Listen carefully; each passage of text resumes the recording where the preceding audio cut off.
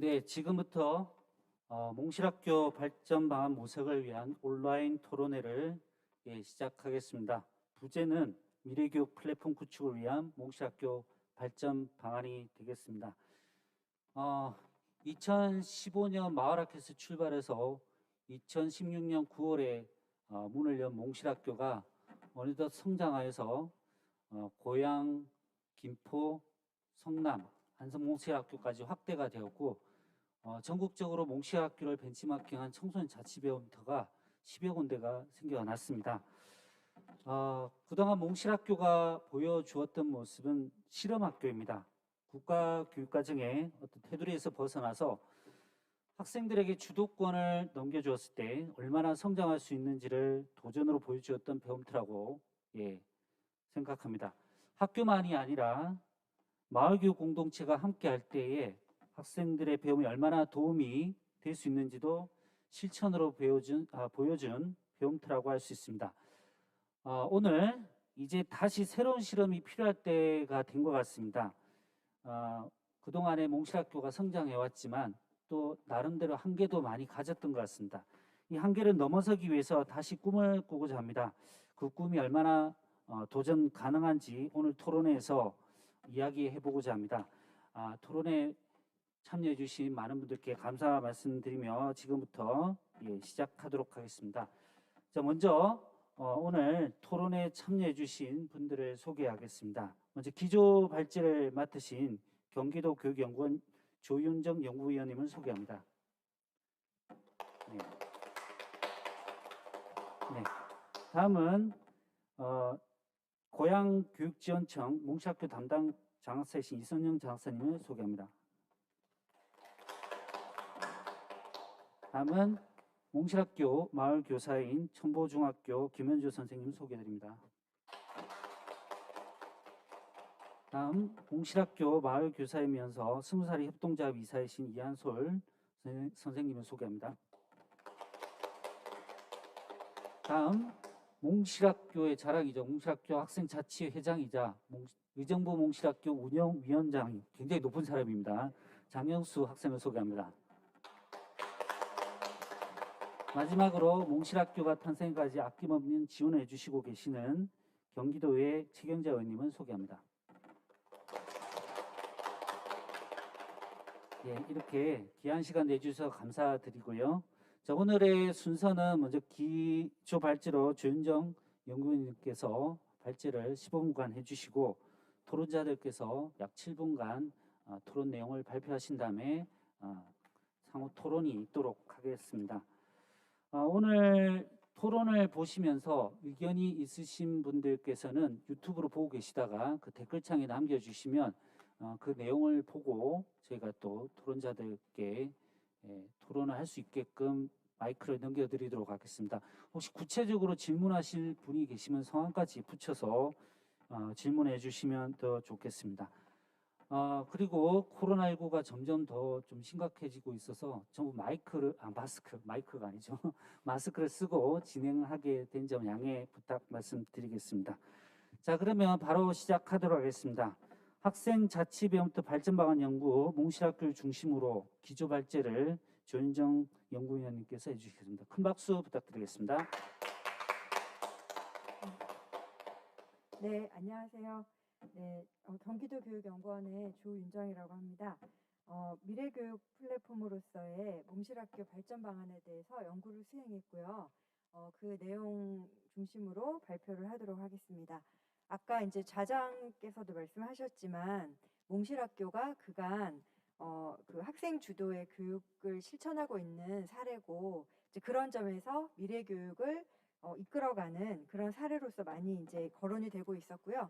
또 마을교육 공동체의 또 우수 사례로서도 많이 이제 평가를 받고 있었는데 그동안에 이제 오랜 기간에 그 성과나 경험들을 바탕으로 해서 또 한 단계 더 도약할 그런 시점이 온 것 같습니다.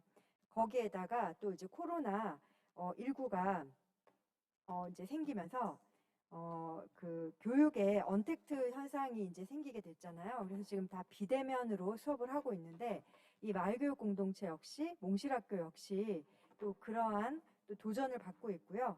또 아까도 말씀하셨지만 지역별 몽실학교가 지금 많이 생겼고 또 계속 생기고 있는 그런 그 과정 중에 있습니다. 그래서 이런 자원들을 어떻게 하면 좀 잘 엮어서 더 시너지 효과를 내게 할 것인가, 이제 그런 그 다양한 환경 변화 같은 것들을 좀 고려해서 몽실학교, 또 이 몽실학교라고 하는 게 또 학생자치 배움터의 또 하나의 또 대표 사례이고 아이콘처럼 되어 있기 때문에 그걸 통해서 좀 선제적으로 발전 방안을 제시를 하고자 합니다.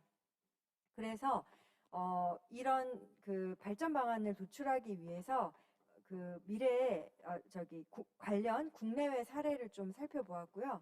첫 번째로 살펴본 것이 학습공원입니다. 이 학습공원은 이제 벨기에에 실제로 지금 존재하고 있는 건 아니고 앞으로 미래교육의 사례로서 얘기되고 있는데 그 몽실학교가 학습공원과 유사하다라는 얘기들도 많이 있어 왔고요. 그 무학년제로 운영이 되고 지역사회를 기반으로 해서 그런 교육 공동체가 운영이 되고 있고 또 프로젝트 중심의 학습 공동체를 하는 것이 앞으로 2030의 미래교육의 사례다라고 얘기를 했는데 그게 이제 이미 몽실학교에서는 실현이 되고 있습니다. 그래도 또 학습공원의 또 사례들을 조금 더 이제 살펴보았고 그 다음에 또 지금 이제 그 코로나로 인해서 온라인으로 모든 것들을 이제 해야 되는 그 상황에서 저희가 또 미네르바 스쿨에서 그런 시사점을 좀 도출할 수 있었고요. 그리고 거기에다가 여기가 전 세계 7개 도시를 돌면서 이제 인턴십 과정들을 하고 있어요. 그래서 그런 것들을 또 몽실학교에 적용할 수 있겠다라고 해서 또 사례들을 좀 살펴보았습니다. 그리고 또 오디세이 학교는 서울에서 그 이제 갭이어처럼 이제 전환학년 과정을 운영하는 그런 위탁 과정이고요. 공립형 대안학교입니다. 그래서 몽실학교는 그간 방과후나 주말에 주로 이제 아이들이 학생주도 프로젝트 활동들을 했는데 이런 것들을 그 오디세이 학교처럼 좀 더 평일에도 지속적으로 할 수 있는 그런 또 요구들도 있었고 그런 것들도 지금 시점에서는 좀 고려할 수 있지 않을까라고 해서 이 세 가지 사례들을 살펴보면서 저희가 발전 방안에 반영을 하였고요. 그리고 또 여기에 주인이라고 할 수 있는 또 학생들 또 마을교사 분들의 의견을 들어서 발전 방안에 대한 의견을 들었는데요. 보시면 이제 학생들은 온 오프라인이 함께 이루어지는 미래교육 또 학교 밖 학습을 인정해 줬으면 좋겠다. 요거는 이제 또 학생 토론회를 8월 말에 했었어요. 그래서 그때 이제 나온 의견들입니다. 그리고 좀 청소년이 주도할 수 있고 또 심과 놀이, 소통이 공존하는 그런 공간이었으면 좋겠다. 또 아래로부터의 학생 자치 이런 것들을 발전 방안으로 제시를 했고요. 마을 교사들은 역시 이제 학생들도 얘기했듯이 학교 밖 학습을 인정했으면 좋겠다. 또 학생주도 프로젝트 잘 지금 되고 있지만 교사들이 조금 더 협력해서 팀 티칭을 하고 개별 아이들의 개별 맞춤형 교육을 하는 것들을 제시를 했습니다. 그리고 아까도 처음에 말씀드렸지만 지금 이제 지역별 몽실학교가 많이 생기고 있어서 그 자원들을 어떻게 좀 연결할 수 있을까 그런 교류가 있었으면 좋겠다는 얘기도 했고요. 또 이런 몽실학교가 앞으로 지속 가능하기 위해서 사회적 협동조합 같은 것들을 설립해서 그런 좀 자율성이라든지 지속 가능성을 확보했으면 좋겠다라는 의견들을 제시했습니다. 그래서 이 내용들을 반영을 해서 저희가 발전 방안을 그림과 같이 제시를 했고요. 각각 말씀드릴 텐데 그 맨 위에 이제 결국은 이걸 통해서 우리는 미래교육 플랫폼을 만들려고 하는 거고요. 추진 과제에 학생주도 프로젝트 과정을 지금 하고 있는데 그거를 조금 더 업그레이드 개선할 수 있도록 하고 또 아까 말씀드렸듯이 오디세이 학교처럼 미래형 학력 인정 대안 교육과정을 좀 신설하자는 것 그리고 사회적 협동조합을 설립해서 지속 가능성을 확보하자 이렇게 이제 크게 세 가지 파트로 발전 방안을 제시했습니다. 첫 번째 보시면 학생주도 프로젝트는 아까 교사들도 의견이 나왔지만 개별화 교육이라든지 공동체 프로젝트의 조화 그러니까 내가 하고 싶은 것 몽실학교의 그 비전이 우리가 하고 싶은 것으로 세상을 이롭게 하자라고 하고 있는데 내가 하고자 하는 그 개별화 교육과 공동체 프로젝트를 조화하는 것들을 계속 지속해 나가고요. 아까도 말씀드렸듯이 팀 티칭을 통해서 협력 체계를 좀 구축하고 프로젝트 형식이나 뭐 예산이라든지 기간이라든지 이런 것들을 조금 다변화하자 하는 그런 것들을 제시를 했고요. 그 다음에 계속 지금 몽실학교에서 이제 저도 계속 연구를 해오고 있는데 더해운 프로젝트 같은 것들을 보면 굉장히 수준 높은 그런 활동들을 하고 있어요. 그래서 그런 부분들이 앞으로 고교학점제 확대와 더불어 가지고 지역사회 학습장으로서 충분히 학습 결과를 인정해 줄 수 있는 그런 질적인 수준을 갖추고 있기 때문에 그런 부분들을 좀 인정하는 방향, 그리고 교사의 마을학교 파견, 이제 이 부분은 제가 뒤에 조금 더 구체적으로 설명드리겠습니다. 그렇게 해서 이제 제시를 했고요. 요거는 이제 저희가 전문가 협의회를 했는데 학교 이제 공교육에 있는 교사분들이 어떤 얘기를 하셨냐면, 이제는 코로나를 우리가 겪다 보니까 학교에서만 하는 게 아니라 가정과 지역사회, 몽실학교 같이 이런 지역사회에서 하는 것들을 다 반영을 해서 그 교육에 이게 교육 과정이 되면 좋겠다. 이걸 이제 공교육에 계신 분들이 얘기를 하셨어요. 그래서 앞으로는 몽실학교와 같은 그런 지역사회 역할들이 커질 것 같아요. 지금도 많이 하고 있지만 이제는 이제 공교육과 함께 어우러져서 더 많은 역할을 해야 될 것 같고요. 그래서 위성학교로서 지금 이제 대규모 학생들이 많이 있는 그런 학교들은 굉장히 이제 방역이라든지 이런 것들 때문에 힘들잖아요. 근데 요거를 쪼개서 소규모로 했을 때 이제 그 운영이 좀 가능한데, 몽실학교도 그런 몽실학교라든지 지역사회에 있는 마을학교가 이런 역할들을 좀 할 수 있겠다라는 생각이 들고요. 이제 이렇게 됐을 때는 교사도 그 이제 마을학교에 가서 그런 역할들을 하면서 굉장히 많은 교류가 생기게 됩니다. 그래서 교사를 마을학교에 파견하면서 이런 교류들을 하면 좋을 것 같습니다. 그리고 두 번째로는 오디세이 학교처럼 미래형 학력인정 대안교육과정을 신설하자는 건데요. 저 그림에 이제 왼쪽에 보시면 여기가 몽실학교에서 이제 몽네르바라고 여기 계신 분들이 이름을 지어 주셨어요. 그래서 이런 그 미래형 학력인정 대안교육과정을 신설해서 평일에도 아이들이 계속적으로 뭔가 이제 그 방과 후에만 하는 것이 아니라 계속 하고 싶어하는 학생들이 있습니다. 그래서 그런 학생들이 와서 한 학년에 20-30명 정도 대안 그 위탁 과정을 개설을 해서 국가 수준 교육 과정의 그런 제약에서 좀 벗어나서 자율적으로 교육 과정을 운영할 필요가 있을 것 같고요. 그랬을 때 지금 몽실학교에서 마을 교사들이 하는 수업들도 인정을 해줄 필요가 있습니다. 이제 오디세이 학교에서 이렇게 하고 있기 때문에 그런 방안들, 그리고 이런 방식으로 되려면 이게 좀 공립대안학교 형태로 가면 좋겠다라는 것들을 제시를 했고요. 그랬을 때 또 여기 오시는 교사분들은 몽실학교가 그러니까 기존에 있는 다른 과정들을 없애고 이것만 하는 것이 아니라 추가로 그 오디세이 학교 같은 것들을 하는 거예요. 그래서 다른 과정들과도 그런 가치라든지 이런 것들을 공유하기 위해서 몽실학교에서 마을교사 경험을 하신 분들이 들어오셔서 교사로 재직을 하시면 좋겠다라는 것들을 제시를 했습니다. 그래서 그리고요, 또 이제 두 번째는 지금 아까 말씀드렸지만 지금 이제 몽실학교가 굉장히 많이 있어요. 그래서 이 많은 지역별 몽실학교를 이렇게 네트워크 멀티 캠퍼스로 구축을 하자는 거예요. 그래서 고향 캠퍼스가 좀 크기 때문에 고향을 본부로 삼고 이제 나머지 학교들 같이 멀티 캠퍼스로 하는 거죠. 그래서 이제 이것들을 어떻게 하냐면 이제 각각의 자기 지역에서 가까운 소속교가 있지만 이제 1년에 한 달씩 다른 지역에 가서, 아까 우리가 미네르바에 왔을 때 3개, 7개 도시를 이렇게 순회하듯이 여기서도 그런 것들을 하면서 지역에 대해서도 이해하고 기업의 인턴십 같은 것도 참여하면서 그런 현장 실습형 교육 같은 것도 받을 수 있을 것 같아요.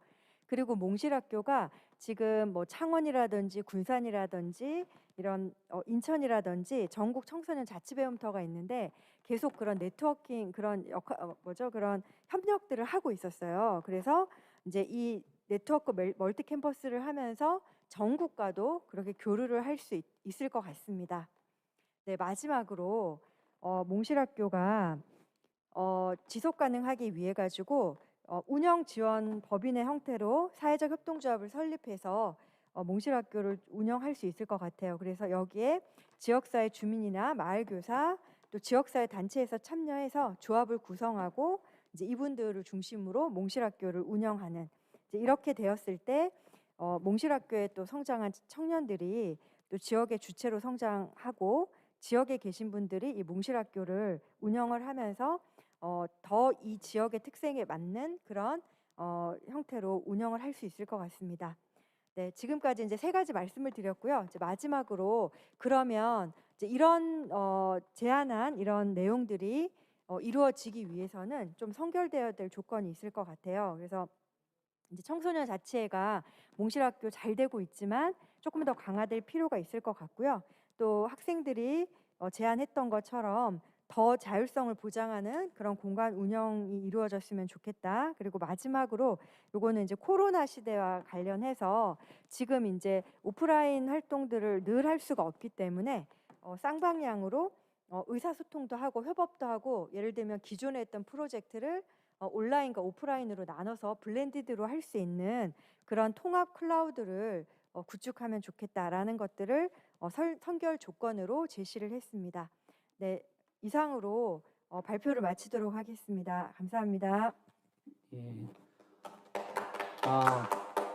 그동안 몽실학교 발전 방안 연구해 주시고 긴 시간 동안 연구해 주시고 좋은 대안을 제시해 주셔서 감사드립니다. 일단 오늘 토론회에서 발표하시는 내용들은 그 유튜브 창에 설명창에 보면 자료집 링크가 되어 있습니다. 그걸 따라가시면 다운을 받으실 수 있고요.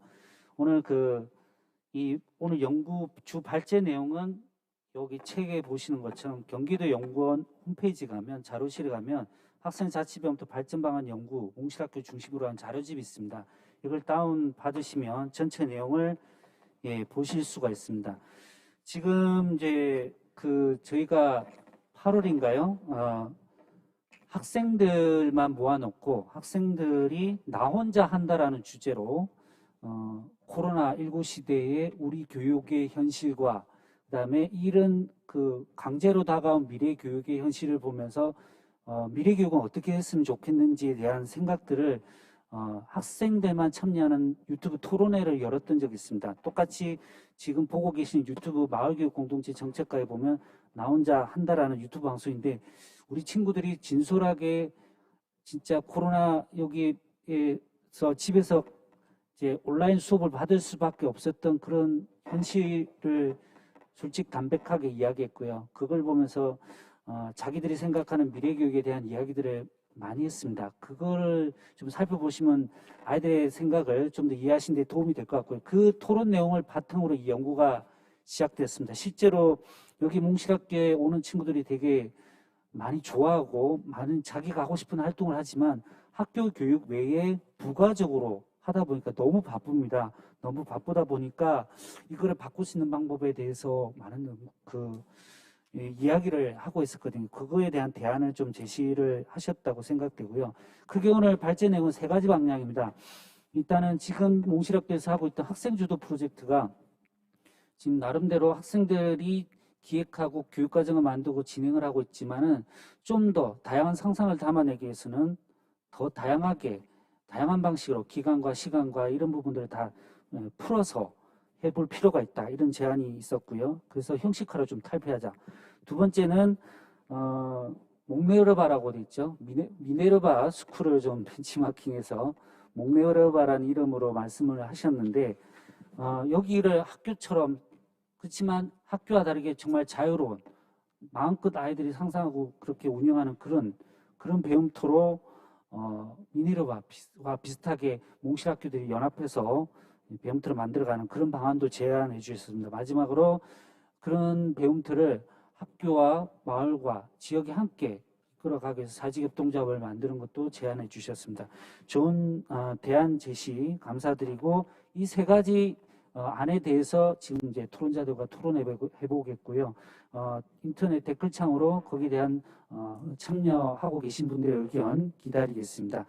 자, 다음으로 이제 몽실학교가 5군데로 4군데로 더 확대가 됐습니다. 고양, 그다음에 김포, 성남, 안성 이렇게 있는데요. 지금 의정부와 달리 이제 뒤늦게 출발을 했죠. 뒤늦게 출발하면서 이제 의정부에서 걸어왔던 길을 또 이렇게 걸어가고 계신데 나름대로 어려움도 존재하고 나름대로 또 그 어려움을 헤쳐나가고 있습니다. 그 길을 직접 걸어가고 계시는 고양 몽실학교 놀이숲 담당 장사이신 비선영 장사님의 토론을 듣겠습니다. 박수 부탁드리겠습니다. 네, 안녕하세요. 저는 고양교육지원청 고양몽실학교 담당 장사 이선영이라고 합니다. 몽실학교가 미래교육 플랫폼으로 자리 잡기 위해서 저희 고양몽실학교의 프로그램이나 어떤 시설 운영 같은 그런 경험이 실제로 어떤 도움이 될 것인지를 사실 여기 오기 전에 굉장히 많이 고민을 했습니다.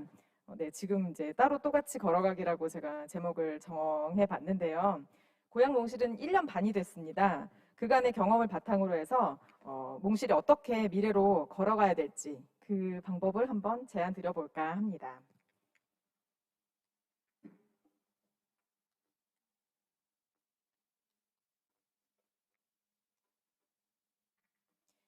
먼저 몽실의 현황을 고양몽실을 예로 들어서 설명을 드리면서 시작을 할까 하는데요.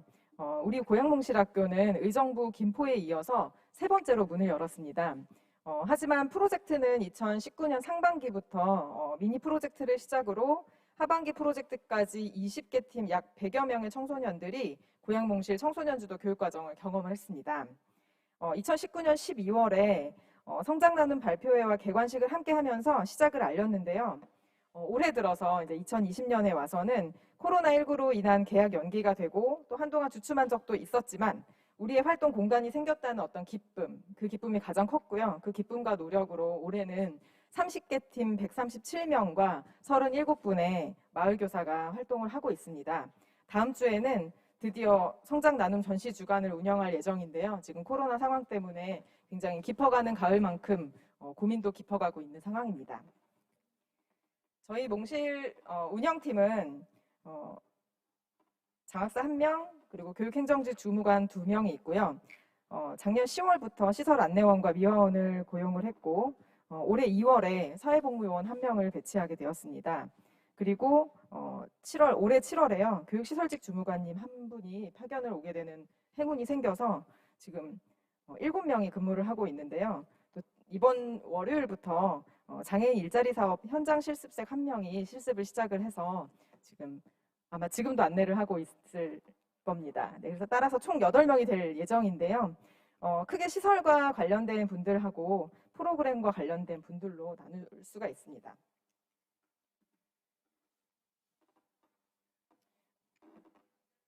우리 몽실을 구성하는 분들은 이제 앞에서 말씀드린 상주 인원들, 그러니까 즉 운영팀 말고요. 또 몽실 마을교사가 있습니다. 몽실 마을교사 이 분들은 최소 일주일에 한 번 이상 몽실에 오셔서 직접 교육활동을 해주시는 분들입니다. 그래서 올해의 내용만 조금 말씀을 드리면 올해 2월에 몽실 마을교사를 모집을 했고요. 이 모집하는 방법은 각 기관의 공문을 다 시행을 하고 주변 분들의 추천을 받았습니다. 그래서 처음에는 45분의 몽실 마을교사가 지원을 하셨는데 역량 강화 연수를 실시를 하고 협의회를 계속하면서 좀 인원이 조정이 좀 되었고요. 6월부터 11월 사이에 프로젝트 팀별 활동을 지금 현재 지원하고 계십니다. 그래서 37분 중에 30분은 팀을 맡고 계시고요. 나머지 7분은 다른 여러 가지 몽실 협의회라든지 연수라든지 이런 것들을 참여하고 있는 상황입니다. 그리고 저희 다음 주 성장 나눔 전시 주간에 몽실 마을교사와 학생이 함께하는 힐링 활동 같은 것들을 진행을 할 예정입니다. 몽실 마을교사는 모집을 하고 위촉을 하는 방식으로 운영되고 있다는 점을 말씀을 드리고요. 우리 몽실 마을교사는 위촉을 하다 보니까 강제성은 없습니다. 따라서 아까도 인원수 조정이 되었다고 말씀을 드렸는데 중도 포기에 대한 대책 마련을 좀 해야 되지 않을까 하는 생각이 듭니다. 그렇지 않으면 남아있는 마을교사들이 고스란히 어떤 그 고통스러움이 전해질 수 있기 때문에 네, 개인 사정으로 중도 포기자 발생 문제를 해결을 좀 해야 된다는 생각이 올해 들었고요. 그다음 몽실 마을교사 간의 역량 차이라고 하면 조금 죄송스러운 말씀이긴 한데 역량 강화 연수를 실시한 다음에 보통 프로젝트에 참여를 하시게 되거든요. 근데 사실 역량보다 더 중요한 것은 청소년들과 어느 정도 섞일 수 있느냐 하는 것이었던 것 같습니다. 저희의 경험상.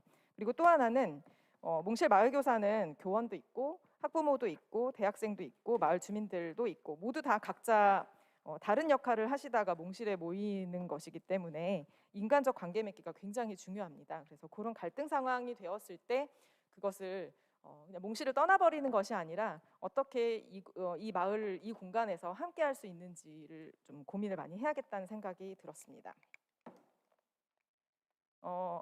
앞서서 몽실 마을교사가 이제 여러 분들로 구성이 된다고 말씀을 드렸는데 지역 주민 참여가 굉장히 중요하거든요. 그래서 저희가 작년에 그 이제 개관식을 하기 전에 12월 달에 예비 몽실 마을교사 발굴을 한번 해보자 하는 마음으로 지역 주민 대상 강좌를 실시를 했어요. 그래서 제가 이제 이 말씀을 드리는 거는 실패한 이야기들도 좀 말씀을 드려야 앞으로 발전 방안이 좀 나오지 않을까 싶어서 정말 야심차게 작년에 준비를 해서 2가지 활동을 프로그램을 제안을 했었거든요. 그래서 예비 몽실 마을교사 강좌를 개설을 했고요. 그 다음에 12월에 지역 주민 프로젝트도 한번 청소년 주도 프로젝트처럼 해보자 했는데 결론부터 말씀을 드리면 좀 망했습니다. 그래서 지역 주민분들은 이제 몽실에 대한 이해가 일단은 없는 상황에서 문화센터인가 하는 마음으로 이제 오셨고, 그래서 프로젝트 지원에 필요한 강좌 신청은 정작 저조했다는 그런 문제가 있었고요. 또 하나는 이제 공간이 지어질 때에는 이렇게 저희가 폐교를 활용하다 보니까 동문들의 의견도 듣고 지역 주민들의 의견도 듣고 그래서 그런 의견들이 많이 반영이 됐는데 막상 그런 의견들이 반영되어서 건물을 짓고 나니 프로그램 참여자가 사용할 때는 또 다른 의견들이 나올 수가 있게 되더라고요. 그래서 이제 그런 부분들, 지역 주민분들과 프로그램 참여자 사이에 어떤 몽실에 대한 어떤 다른 생각들, 그런 것들이 좀 고민이 되었었고요. 한 가지 근데 좋은 점은 작년에는 좀 작년보다 올해 좀 좋아졌던 점이 마을 활동가 분들이 몽실 마을교사로 많이 오셨어요. 올해는. 그래서 그 마을 활동가 분들과 또 그 몽실 마을교사를 이루는 뭐 지역 주민분들이나 학부모님들이나 뭐 교원들 사이에 어떤 자연스러운 만남이 이루어지면서 그런 것들이 긍정적으로 작용했다는 좋은 점들이 있었습니다. 그리고 공간과 관련된 이야기는 조금 뒤에 다시 이야기를 말씀을 드리도록 하고요. 저희 핵심 프로그램이 사실 학생주도 프로젝트잖아요. 이 학생주도 프로젝트 운영을 2019년에는 의정부의 발끝만 따라가 보자 하면서 열심히 이제 진행을 했었는데 올해가 되니까 이제 아무래도 조금 여유가 생기다 보니 올해는 우리가 전통적으로 하던 기획 워크숍과 프로젝트 활동과 성장 나눔 발표의 어떤 패턴을 조금 바꿔볼까 하는 생각이 들더라고요. 그래서 기획 워크숍 단계에서 사실은 올해 코로나19 때문에 이제 100명, 200명 이런 학생들이 다 같이 모일 수 없는 상황에서 기획 워크숍을 어떻게 진행해야 될까, 팀별로 진행을 해보자 해서 정말 어떻게 보면 막 진짜 우왕좌왕하기도 하고 막 이제 충돌이 있기도 하고 막 그러면서 팀별로 진행을 했었어요. 그러면서 어찌어찌 팀이 만들어지고 지금 활동을 하고 있지만 이제 아쉬운 부분들이 이제 생겨나는 거죠. 그리고 다음 주에 성장 나눔 발표 회를 원래는 이제 진행을 하려고 했었는데 성장 나눔 발표회를 하려면 또 다 같이 모여야 되는 상황인 거예요. 그래서 학교에서 축제하는 분위기처럼 그냥 뭔가 발표회를 하고 그럴 필요가 있을까? 과연 다 뭐 몽실에서 하는 활동들이 성장을 해야 되는가 하는 의문까지 들더라고요. 그래서 우리가 어떤 활동을 하면 그것에 대해서 꼭 성장을 확인받아야 되는 어떤 강박이 있는 게 아닌가 하는 생각, 의문이 좀 들어서요. 성장을 나누는 방법은 여러 가지다. 우리는 발표나 전시회를 위해서 달리는 프로젝트가 되면 안 된다라는 생각이 들었습니다. 그래서 그런 부분들을 운영해서 조금 변경을 좀 해볼까 하는 생각을 했고요. 그다음 대면과 원격 프로젝트 활동이 이제 계속 그러니까 동시에 이루어지거나 그러니까 팀별로 다르게 이루어지거나 하는 그런 부분들을 말씀드릴 수 있습니다. 그래서 고향 몽실은 공간에 대한 고민, 프로젝트에 대한 고민 뭐 이런 것들이 있고요. 특히 이제 몽실 공간에 와 보니까 너무 좋다, 개인 작업실로 쓰고 싶다, 이제 이런 분들에 대한 고민들도 있고요. 또 하나는 프로젝트 참여하는 청소년들 중에는 생기부 기재 기준까지만 겨우 활동하는 경우가 많아요. 그래서 그런 부분들의 문제도 해결을 해야 될 것 같고요.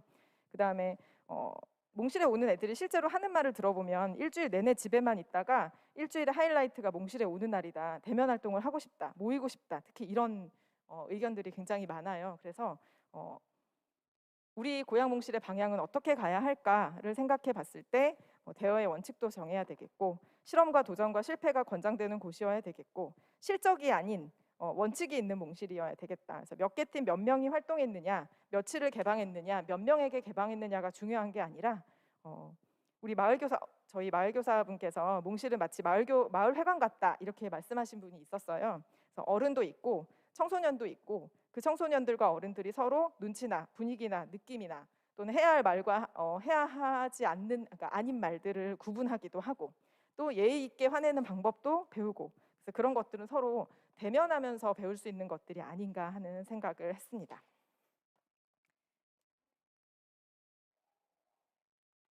그다음 몽실이 학생 자치 배움터로 거듭나기 위해서는 기관과 마을 활동가와 프로그램을 연계해야 되겠다는 생각도 했고요.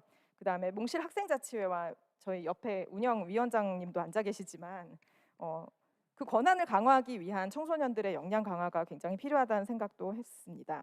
그리고 올해는 코로나 상황으로 인해서 집 밖이나 학교 밖으로 나오기가 힘들었지만, 그래서 고향 몽실에서 오전에 진로 체험을 신청한 학교가 한 학교밖에 없었어요. 그런데 앞으로는 이런 소수 인원으로 해서 오전 시간 활동이 계속해서 있어야 된다는 점도 말씀드릴 수가 있겠습니다.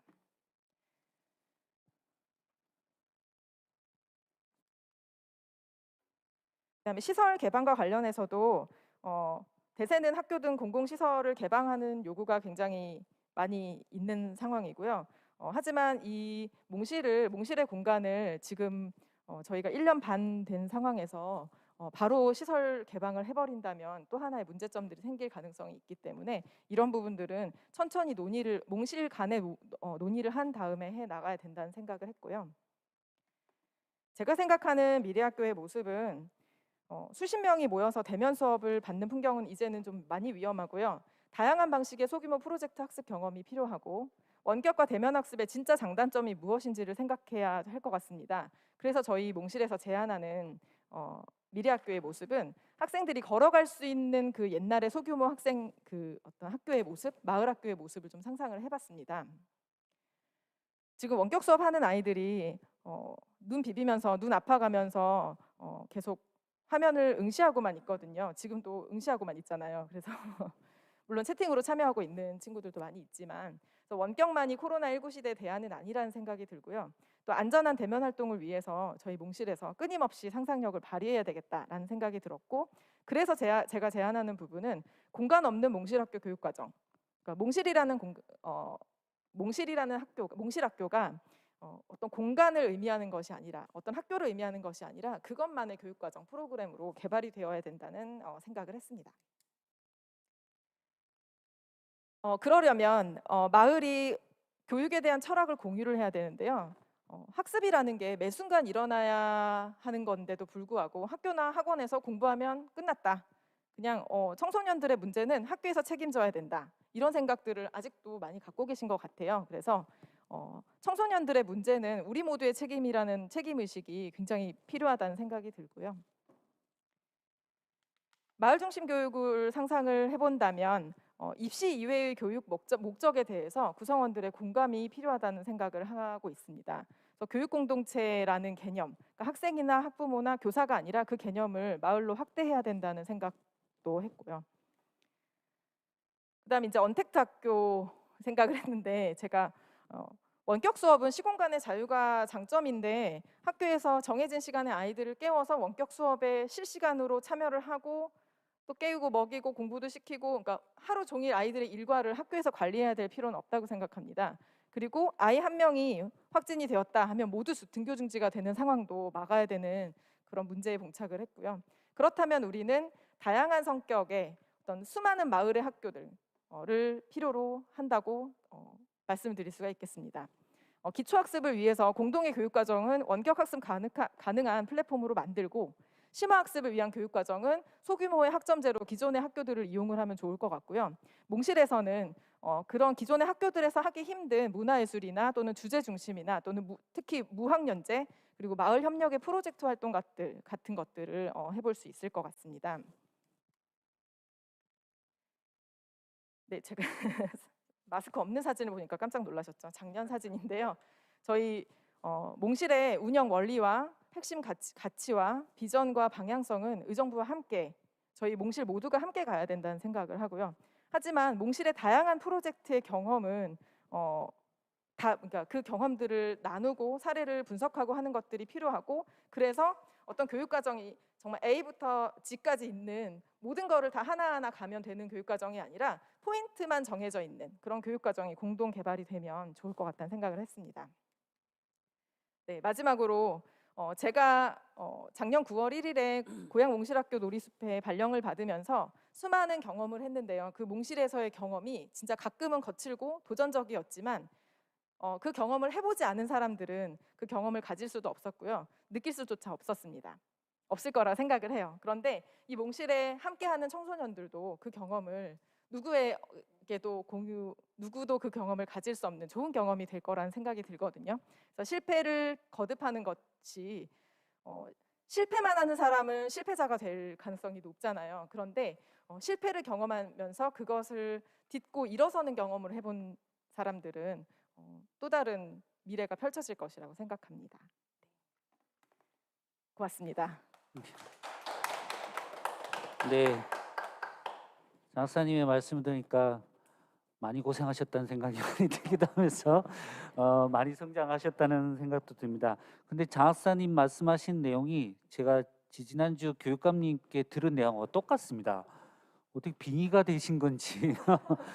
몽실은 완전히 이제 아이들의 공간이고 아이들이 만들어가는 곳이고 그 다음에 또 몇 가지 이야기하신 게 실적이나 뭐 이런 게 필요하지 않고 비교당하지도 않아야 된다 이렇게 말씀하셨어요. 그래서 어른들이 자꾸 간섭해서 이래라 저래라 하지 않고 아이들이 그 뜻에 온전히 만들어지는 곳이 되었으면 좋겠다는 말씀을 이렇게 하셨습니다. 거의 그런 모습으로 우리가 만들어 가야 되는 것이 아닌가 이런 생각이 들고요. 수많은 마을학교 꿈꾸는데 몽실은 이제 거점형이고 이걸 또 바탕으로 또 분산형 또 조그만 소규모의 마을학교들이 만들어져서 몽실이 추구하는 것은 사실 공간이 아니라 철학이라는 생각이 들거든요. 아이들이 배움의 주체가 되고 나아가서 삶의 주체가 되는 거 그걸 위해서 우리 학습의 시스템 어떻게 철학을 어떻게 바꿔야 되는가 이런 거에 대한 이야기라는 생각이 듭니다. 실제로 광주 같은 경우에는 몽실학교라는 공간은 없어도 몽실학교 추구하는 철학이나 이런 걸 그대로 받아들여서 청소년 수련관을 비롯해서 다양한 배움터에서 진행이 되고 있거든요. 그런 방식으로 공간 없는 몽실학교 이런 것도 충분히 그것도 교육감님 말씀하셨어요. 공간 없는 마을학교 너무 놀랐습니다. 같은 말씀하셔서 좋은 말씀 감사드립니다. 다음은 우리 몽실을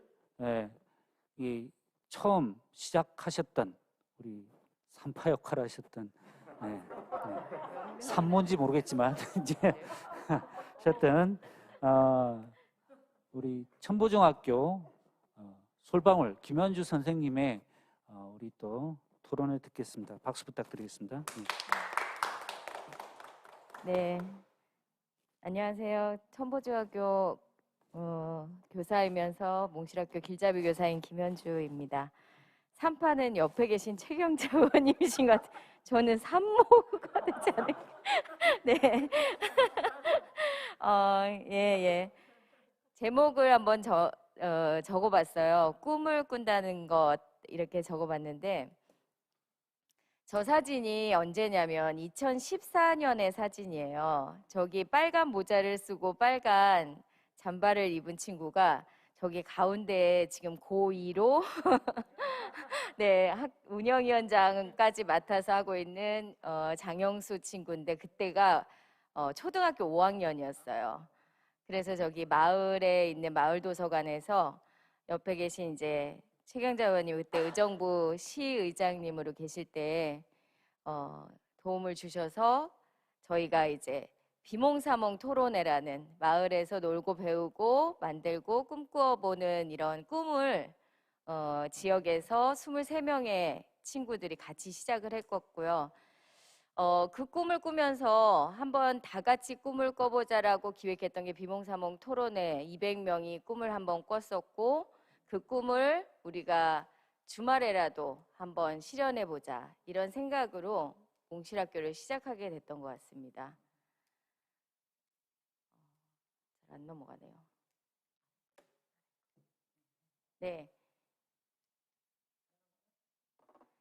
그렇게 이제 꿈을 꾸고 시작을 하면서 저희가 넘나들고 연결하자라는 이름을 가지고 그런 꿈을 꾸면서 관이 지원하고 마을 주민이 참여하고 학생이 스스로 만들어가는 학교들을 꿈꿨던 것 같아요. 그 꿈이 지금의 몽실학교를 만들었던 첫 시작이었고요. 지금은 2020년에 꿈을 꾸고 있죠. 그래서 제가 말씀드리는 이 내용은 앞에 있는 조윤정 박사님이나 아니면은 그 얘기하시는 지금 다시 이제 나오고 있죠. 네, 이선영 장학사님이 얘기하셨던 이런 것과 다르지 않다고 생각이 돼요. 그래서 그 부분에서 이제 제가 말씀드릴 세 가지를 조금 간단하게 설명을 해드리도록 하겠습니다. 사실 몽실학교에서 우리가 꾸는 꿈들은 몽실학교를 꾸는 꿈은 미래학습 플랫폼이에요. 미래학습 플랫폼은 공간과 사람과 거리, 그러니까 아까 지금 나오네요. 넘나들고 연결하기라고 해서 꿨던 꿈들이 학교와 마을과 사람과 거리를 연결하자라고 했었고, 관이 지원하고 마을 주민이 참여하고 학생이 스스로 가는 배움터, 만들어가는 배움터. 아마 전국에서 이 세 가지를 함께 합해서 했던 것들은 처음 시도였다고 생각이 되는데요. 그러면서 이제 저희가 미래학습 플랫폼으로 내걸었던 것들이 이제 그 플랫폼을 꿈꾸면서 내걸었던 것들이 세 가지의 키워드예요. 공간과 사람과 거리가 있어야죠. 그러면서 학생주도 학습을 내걸었었고, 공유 플랫폼, 그 다음에 그것을 지원하는 분들, 그리고 그 구조를 민관학 협력의 모델로 만들었었는데, 지금 온라인 그 학습을 해야 되는 이 언택트 시대가 되면서 마찬가지로 이 부분에서의 고민도 지속되는 것 같습니다. 공유라는 공유 플랫폼 사이에 공유 플랫폼을 고민하면서 저희의 고민들은 오프라인에서 이제는 온라인으로, 그리고 학생주도 학습을 가운데 두고 이것들을 어떻게 연결시킬까를 고민했었고요. 그리고 전문가들은, 그 다음에 교육과정을 연결시키는 분들은 어떤 분들을 넘나들고 연결하는 구조로 만들 것인가, 그리고 민관학 협력의 모델들은 어떻게 더 지속하고 확장해 나갈 것인가, 이것이 이제 저희가 가지는 고민들이에요. 그 안에서 이제 저희가 이야기하는 것들은 조금 더 이 플랫폼들에 대해서 올해는 조금 더 깊게 학습을 하자라는 것이었어요. 그래서 그 깊게 학습하자라는 것에서 얘기하고 싶은 것들이 디퍼 러닝이거든요. 다음이 넘어가지 않는데 그냥 넘어가시면 돼요. 예, PDF로 하든지. 네. 그 다음에 고민들이 이제 그것을 조금 더 확장시켜보는 그런 디퍼 러닝인 것 같아요. 그 디퍼 러닝은 예, 아직 넘어가지가 않죠.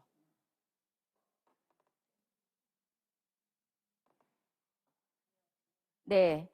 그 조금만 더 그 디퍼 러닝에 대해서 말씀을 드리자면, 사실 이제 몽실학교에서 이야기하고 있는 것들은 삶 기반 학습이죠. 삶 기반 학습이라는 것들은 삶을 기반으로 우리가 아이들의 흥미와 욕구를 찾아서 무엇을 배울 것인가, 그런 것들을 고민하고 있는데 이제 미래 교육이 되면서 어쩌면 전통적인 지식을 위한 그 교육들은 훨씬 더 많은 시스템들이 지원을 할 수 있지 않을까라는 생각을 하고 있거든요.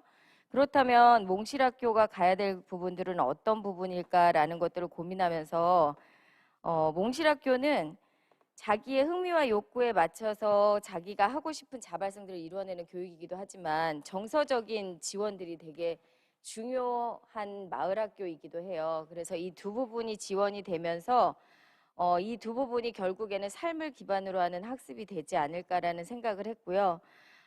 그런데 이제 저희에게 계속해서 남는 고민들은 이 고민들을 어떻게 학교 교육하고 연계시킬까였던 거죠.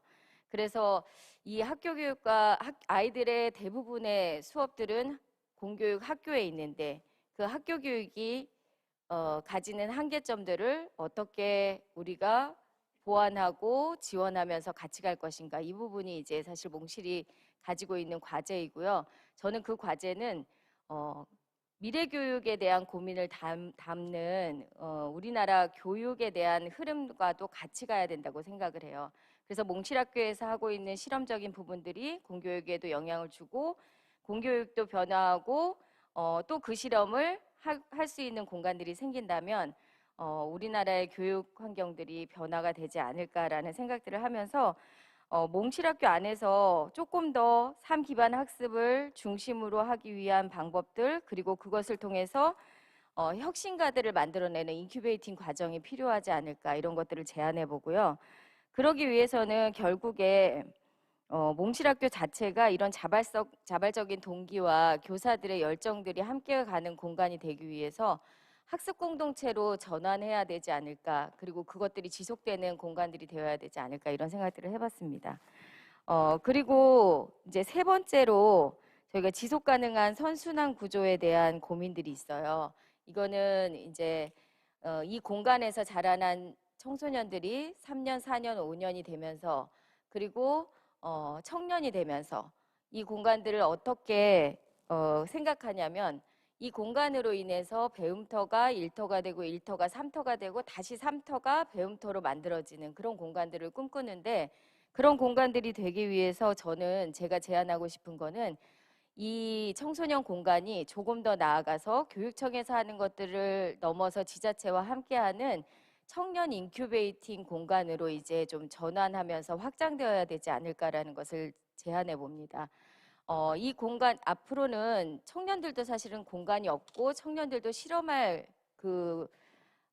뭔가 거리들이 필요하고 공간이 필요한데, 이 청년의 시기가 길어지면서 사실 대안들이 없어요. 그래서 저희가 몽실학교 안에서 고민했던 그리고 실험했던 그런 청소년들이 교육청이라는 그리고 시청이라는 테두리 안에서 그 공간들을 만들어냈지만 그 다음에 이것이 지자체 지역으로 연결되지 못하는 한계점들을 가져서 몽실학교 공간들이 청년들에게 좀 인큐베이팅을 해주는 공간이 되었으면 좋겠다. 아까 얘기했던 사회적 협동조합이나 이런 부분하고도 맞닿는 부분이라고 생각이 되고요. 그런 부분들을 고민해 보면서 학교가 가지 않은, 그러니까 누구도 가보지 않은 우리가 가야 되는 교육의 길은 무엇일까라는 것에 이제 5가지를 제가 좀 제안하고 싶어요. 배움의 자발성을 회복시킬 수 있는 교육은 어떻게 되어야 될까? 그리고 결국 온라인이 되면서 우리가 많이 느꼈던 배움은 스스로 조직하고 설계하는 학습 역량인데 이것을 어떻게 길러주고 어느 공간에서 길러주고 무엇을 통해서 길러줄 것인가. 그리고 여전히 마을학교가 가지는 장점들을 통해서 우리가 할 수 있는 소통하고 연결하고 관계를 만드는 플랫폼들, 그리고 순환되고 환원되는 공동체에 대한 감수성들을 길러주는 공간, 그리고 이 공간을 통해서 학교와 교사가 왜 존재하고 배움은 어떻게 가야 되는가, 이런 고민들을 계속 할 수 있는 그런 몽실학교가 됐으면 좋겠습니다. 2020년에 저희는 계속 꿈을 꾸고 있고요. 꿈은 현실이 되면 꿈이 아니죠, 이제. 그래서 몽실학교는 현실에 안주하지 않고 계속해서 꿈을 꾸는 공간이 되었으면 좋겠고, 그것이 청년들이, 청소년들이 배워가는 모습이지 않을까, 이런 생각들을 하면서 제 발표는 이걸로 마치도록 하겠습니다. 네. 예, 깊이 있는 제안 감사드립니다.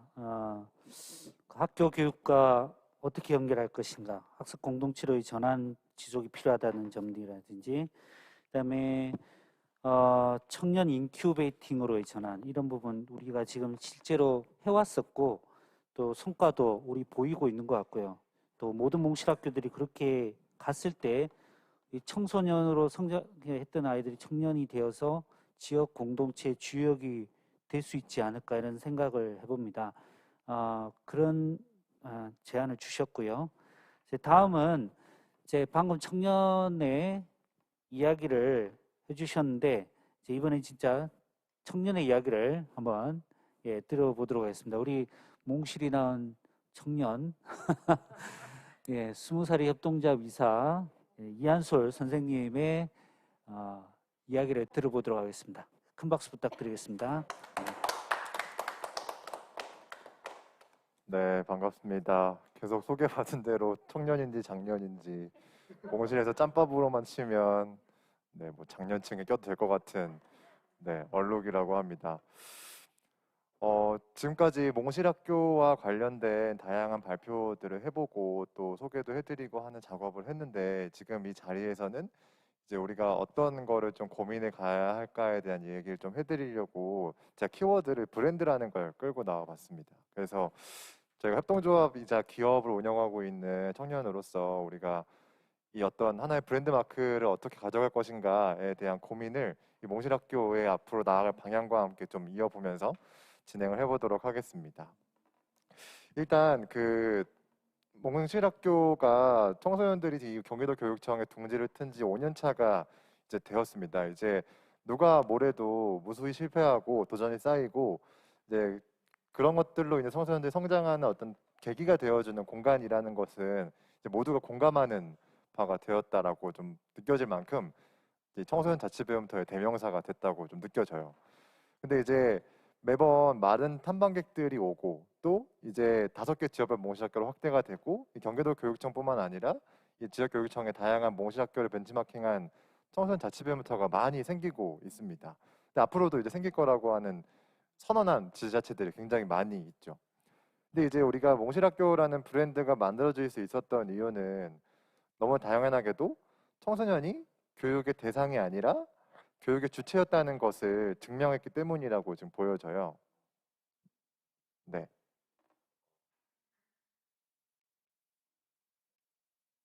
네.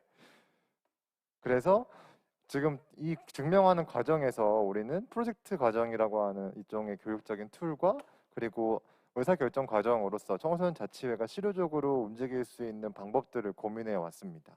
그리고 이 2가지 요소를 추진하기 위해서 앞에서 그냥 청소년들이 했다, 청소년들이 자유롭게 놀 수 있는 곳이다 라고 했지만 사실은 청소년들과 마을 교사와 학부모와 교육청과 학교 교사 이런 분들이 함께 고민하고 그 과정 속에서 동료가 되었다는 것이 되게 중요한 요소이기도 했습니다.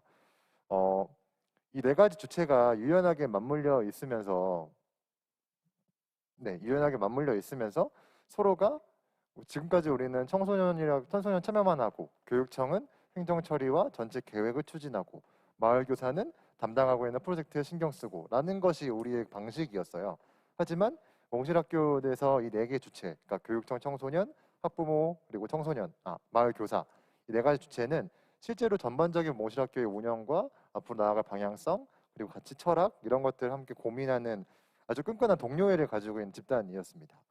그래서 여기서 공동의 목표 그리고 공동 작업 이런 걸 통해서 상상과 실천이 가능하게 만들었던 것이었죠.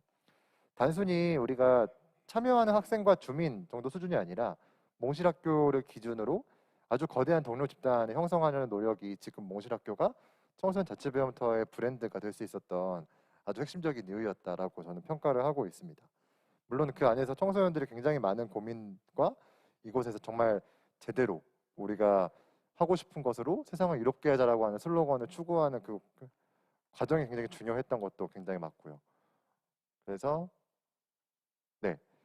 지금 우리가 이제 몽실학교의 전환이 필요한 시점이다. 몽실학교가 가지고 있는 브랜드의 큰 전환이 필요하다라고 하는 거였습니다. 아까 이선영 장학사님께서 고향 몽실의 사례를 들려줬고 바로 옆에 몽실학교의 산모러진 사파인지 이런 솔방울 선생님께서 말씀하셨던 것은 몽실학교의 5년의 역사였습니다.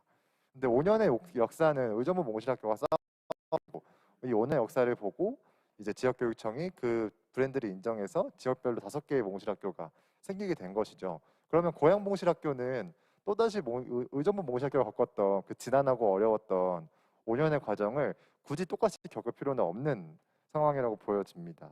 그럼 우리는 앞으로 의정부 몽실학교 중심으로 했던 시즌 1과 이제 지역별 몽실학교 5개, 더 나아가서 더 전국에 있는 학교 자치배움터가 학생 자치배움터가 어떤 모습을 가져야 할까에 대한 시즌 2의 모습을 좀 우리가 비전을 그려봐야 된다라고 하는 것이겠죠. 네, 올해 몽실학교에 참여하고 있는 청소년들 총 400명입니다. 400명인데 생각해보면 의정부에 있는 전체 청소년 숫자에 비해서 상당히 작은 숫자가 몽실학교에 와서 이 청소년 자치배움터 혜택을 받고 있는 것이었어요. 이게 시즌 1의 몽실학교가 아주 깊게 청소년들과 컨택했던 장점이라면 시즌 2에는 우리 보편성을 좀 더 추구해야 하지 않을까라는 생각이 듭니다. 단지 몽실학교에 왔던 400명의 친구들은 몽실학교 선택할 수 있을 정도의 주도성을 가지고 있는 친구들이었죠. 그러니까 아예 우리가 교육 소외를 당하고 있는 교육 소외에 놓여 있는 청소년들이 몽실학교 찾아와서 많은 성장을 이루고 많은 변화를 경험했다라고 말할 수는 없을 것 같습니다. 그럼 우리가 몽실학교에 찾아오는 그 이외의 400명 이외의 친구들을 어떻게 함께 이 미래교육의 방향으로 가져갈 수 있을까, 어떻게 보편적인 모델을 만들 수 있을까에 대한 고민을 이제 우리가 함께 해나가야겠죠. 아까 잠깐 서울대 장학관님께서 설명해 줬듯이 나 혼자 한다라고 하는 코로나19 포스트 코로나 이후의 사회에 대해서 청소년들이 직접 발제한 내용들이 있었어요. 여기 있는 운영위원 장님께서도 한 꼭지를 맡아서 발표해 주셨는데 그때 나왔던 것이 학생 자치, 그리고 유동적인 학습 공간, 시공간을 넘나든 교육 과정, 그리고 마지막으로 학점 제도입니다. 앞에 처음에 말했던 자치 문화와 학습 공간과 교육 과정 이 세 부분은 몽실학교에서 지금 진행이 되고 있는 요소들이에요. 근데 지금 하지 못하고 있는 것이 학점 제도 부분입니다. 몽실학교에서 했던 것이 생기부에 기록이 되는 수준이었는데 그것이 아니라 조금 더 포괄적인 학력으로, 포괄적인 학습 과정으로 인정받으려면 어떻게 해야 될까에 대한 고민을 함께 나눌 필요가 있다고 느껴졌습니다. 그래서 우리가 나 혼자 한다라고 하는 이 포럼을 통해서 도출된 여러 가지 모델은 바로 몽실학교를 굳이 선택하지 않아도, 그리고 또 몽실학교에 대한 정보가 없더라도 청소년 주도 교육 과정과 프로젝트 학습을 경험할 수 있어야 한다라는 것이겠죠. 그러면 이 과정에서는 중요한 것이 바로 학교와의 유기적인 연계 과정입니다. 청소년 자치 배움터는 지역 안에서 지역을 기반으로 시공간을 넘나드는 과정을 통해서 교육 과정을 설계하고 있다면 학교는 그 학생 자치 배움터가 가지고 있는 장점과 학교가 가지고 있는 이 공교육의 힘을 가지고 조금 더 아주 다채로운 교육 과정을 설계하는 작업이 필요하다. 공동으로 함께 고민하는 작업이 필요하다고 생각이 들고요. 생기부에 기록하는 수준을 넘어서 학교와 몽실학교가 가지고 있는 하드웨어와 소프트웨어를 공유하는 실험을 이제부터 벌여나가야 되는 게 이제 몽실학교의 정체성이다. 지금까지 몽실학교는 항상 그 앞에서 전초적으로 맨 앞에 서서 가장 실험을 반복하는 집단이었습니다. 그럼 우리는 시즌 2에는 조금 더 학교와 지역과 관과 이 학생 자치 배움터를 연결하고 보편성을 좀 추구하는 방법을 좀 고민해야 하지 않을까라는 생각이 들게 됩니다. 그래서 이 전문의 네트워크, 이 지역과 함께 전문가 네트워크를 연대를 조직하고 인력을 늘려야겠죠. 그 인력은 사실 시즌 1 때는 공무원 2~3명, 시설직 1명 정도가 몽실학교에 찾아오는 400명을 그리고 마을 교사를 끈끈한 동료회가 있다는 전제하에 운영할 수 있었던 조직 구조였습니다. 근데 우리가 학교와의 연계 그리고 지역과의 연계를 좀 더 추구하는 좀 보편적인 모델을 만들기 위해서는 조금 더 많은 인력이 필요하고 거기에 파견 교사와 같은 전문가들이 함께 이 교육 과정을 짤 수 있는 그런 계기들이 되게 마련이 돼야 된다라고 하는 생각이 듭니다. 그래서 학교랑 연결하고 구체적인 전문성을 확보하고 학력 시스템과 영역을 연결할 수 있는 행정 인력뿐만 아니라 교육 인력이 담보가 돼야 된다라고 하는 게 지금 시즌 2를 구상하는 저의 생각이고요. 마지막으로 지금까지 몽실학교는 그냥 청소년들이 왔을 때 내비두는 학교는 절대 아니었습니다. 청소년들이 왔을 때 함께 청소년들이 할 프로젝트를 고민하고 우리가 하고 싶은 것을 세상 이롭게 하자라고 하는 그 슬로건을 함께 고민하는 건강한 어른들이 함께했던 공간이었습니다. 그래서 이제 그냥 학생들을 놔두는 게 아니라 관계와 협업과 동료의식을 가지고 몽실학교의 주요한 철학과 교육과정을 정립해왔던 것이 지금까지의 몽실학교였던 거죠. 그럼 이제 미래교육은 청소년 자치와 청소년 주도 프로젝트 과정을 통해서 내가 살고 있는 이 삶에 대한 주체성을 느끼고 내가 살고 있는 이 지역에 대한 애착을 가지고 앞으로도 내가 지금 삶을 내가 살아왔던 지역에서 살아갈 수 있는 용기를 얻게 하는 것이 가장 중요한 기능일 수 있겠다라고 생각이 듭니다. 지역을 떠나는 것이 아니라 지역에 머물러서 자립을 해나가는 그런 청년으로 성장하는 그런 과정을 몽실학교가 아까 말했던 것처럼 인큐베이팅 역할을 했으면 좋겠고요. 아까 처음 말씀드린 대로 지금 몽실학교는 청소년 자치배움터의 아주 대표적인 브랜드를 자처하고 있습니다. 경기도 교육청은 미래교육 플랫폼을 만들겠다고 하는 아주 큰 슬로건을 가지고 진행을 하고 있죠. 그럼 우리는 경기도 교육청은 이제 앞으로 이런 새로운 패러다임을 위해서 조금 더 실험적인 모습들을 제시하고 또 아낌없는 투자가 정말 필요하지 않을까라는 생각을 하면서 이제 발표를 마치도록 하겠습니다. 예, 발표 감사드립니다. 몇 가지 키워드가 되게 기억에 남네요. 브랜드, 몽실학교한 브랜드라는 것이 진짜 자리 잡은 것 같고요. 그다음에 고향은 똑같이 의정부가 했던 고행을 똑같이 밟을 필요가 없다. 맞는 것 같습니다. 그런 것도 기억에 남는 것 같고요.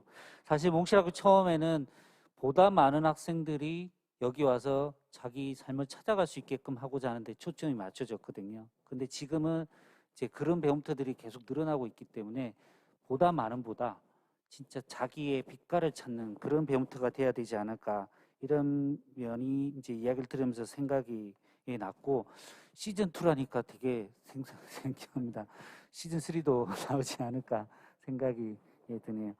자, 그럼 이제 지금까지는 우리 마을 교사와 이제 장학생들의 이야기를 들었고, 여기 우리 그보다 더 중요한 분이 있죠. 우리 학생들의 이야기가 실은 이 연구의 출발에서 있었고요. 이제 이 연구의 지금 마무리 단계에서 또 학생들의 이야기가 분명히 반영이 돼야 된다는 생각이 듭니다. 그래서 몽실학교에서 제일 높은 사람입니다. 의정부 몽실학교 자치회장이자 운영위원장이신 송양고등학교 장현수 학생의 몽실학교 발전 방안에 대한 생각을 들어보도록 하겠습니다. 큰 박수 부탁드리겠습니다.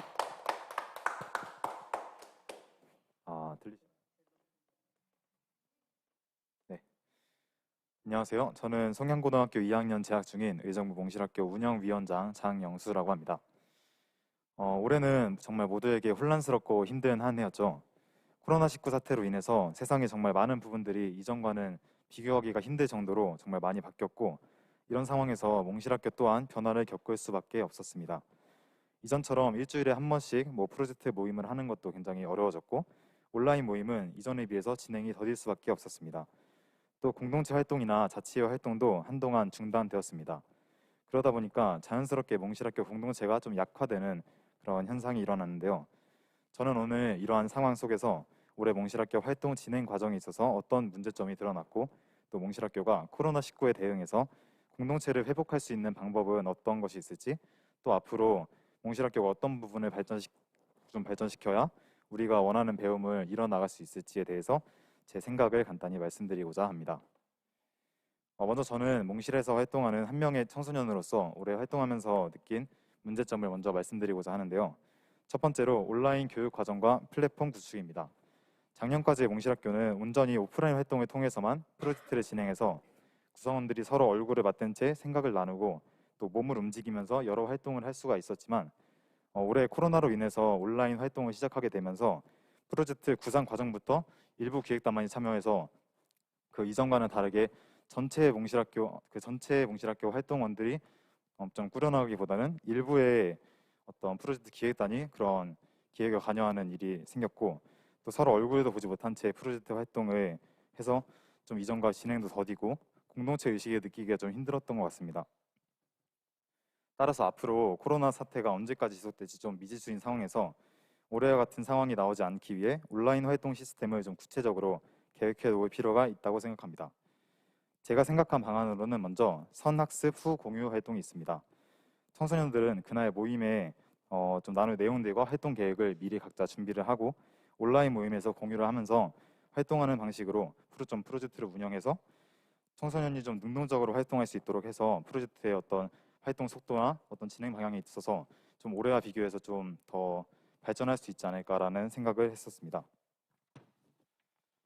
그리고 이를 위해서는 온라인 플랫폼이 먼저 우선적으로 구축되어야 한다고 생각합니다. 제가 이번 코로나 때로 느낀 거지만 좀 학교 온라인 클래스와 같은 어떤 1대 다수의 그런 교육 환경에서는 온라인 모임이 효과를 내기가 쉽지만, 몽실학교 프로젝트 활동과 같은 그런 서로 동시에 생각을 공유해야 하는 양방향 학습에서는 온라인 모임을 하기가 굉장히 어렵다는 것을 느꼈습니다.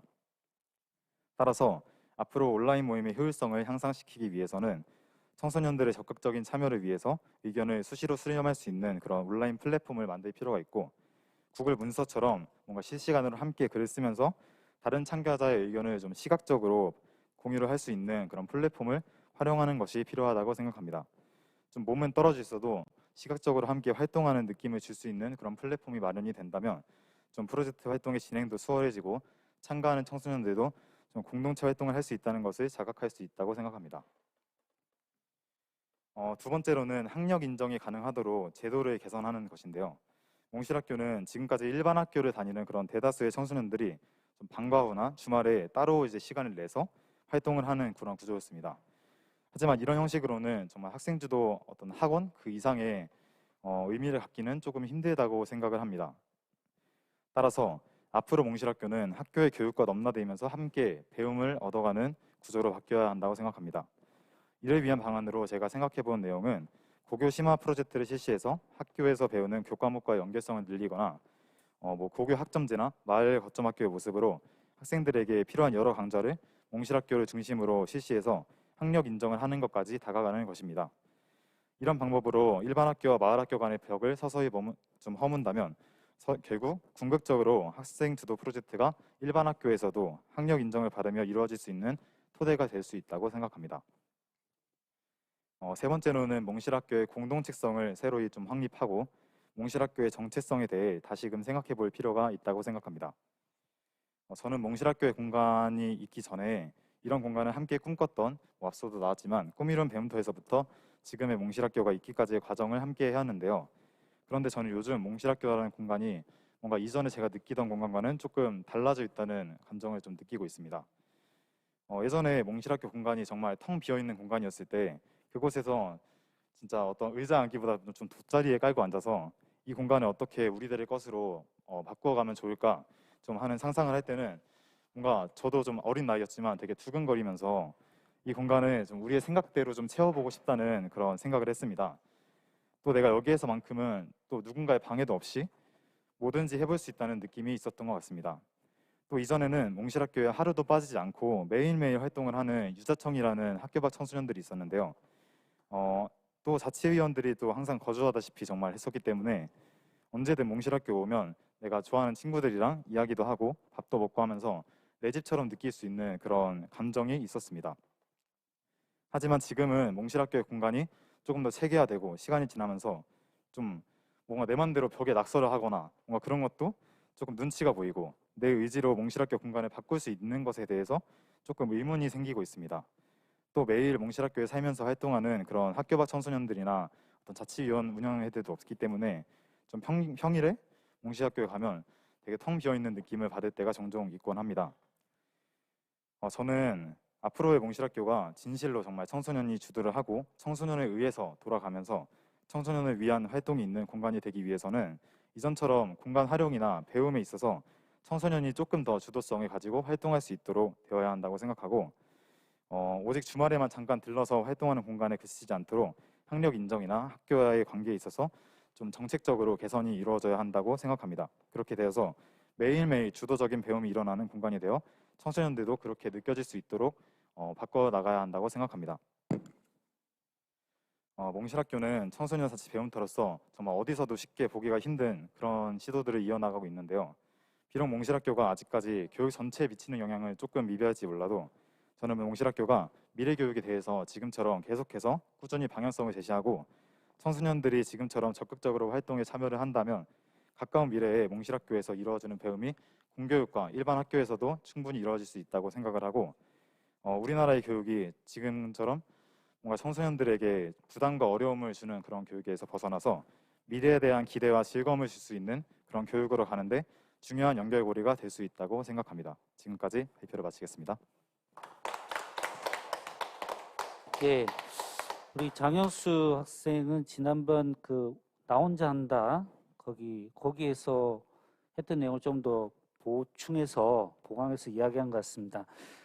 일단은 온라인 플랫폼, 양방향의 플랫폼을 통해서 좀 더 온라인 학습이 좀 더 활발하게 될 수 있게 한다는 점, 그 다음에 여기 너무 바쁜데 여기에서 있는 학습을 학생 주도 프로젝트 이 활동 자체를 그대로 학습으로, 학력으로 인정을 받는다면 그 많은 부담을 들을 수 있지 않겠냐, 이런 내용을 계속 학생들이 이야기를 하고 있습니다.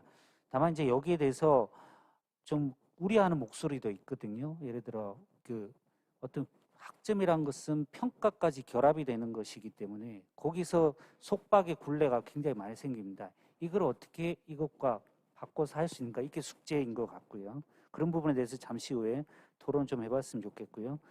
그다음에 우리 오늘 주중 낮에 이 항상 상주하는 죽돌이 죽순이들이 있어야 몽실학교가 좀 더 활발하게 발전할 수 있지 않을까, 이런 이야기가 나와서 그런 대안도 아마 아까 연구 보고서에서 학령인정 과정이라든지 이런 것들이 나온 것 같습니다. 그런 상황들 보면서 이제 계속 토론이 이어졌으면 좋겠습니다. 자, 그러면 마지막으로 아까 취소할게요. 김현주 선생님 3모였고 3파로 해주신 우리 경기도의 교육기획위원회 최경자 의원님의 토론 내용을 듣도록 하겠습니다. 박수 부탁드리겠습니다. 반갑습니다. 경기도의 최경자 의원입니다. 저는 의정부시를 지역구로 두고 경기도의회에서 활동하고 있습니다. 아마도 제가 정치 활동을 하는 데 있어서 몽실학교는 단단하게 코를 낀 거죠. 단단하게 코를 꼈습니다. 2015년 제가 의정부 시의회 의장일 때 초청장이 왔어요. 그런데 비몽사몽, 저희 비서실에서 난리가 났습니다. 그 비몽사몽은 너무도 진보적이라 갈 수 없는, 의장님이 갈 수 없는 곳이라고 큰일 나십니다.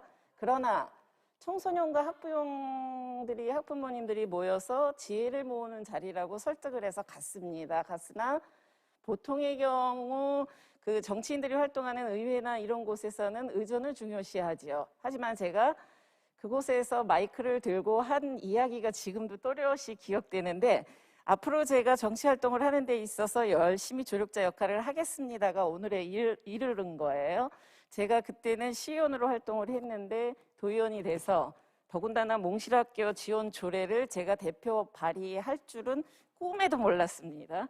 꿈에도 몰랐는데 그 조례를 발의하면서 우리 지금 좌장이신 서우철 장학관께서 상당히 많은 지혜를 주셨는데, 그것도 대의기구인 의회에서 통과시키는데 상당히 많은 시간이 걸렸었습니다.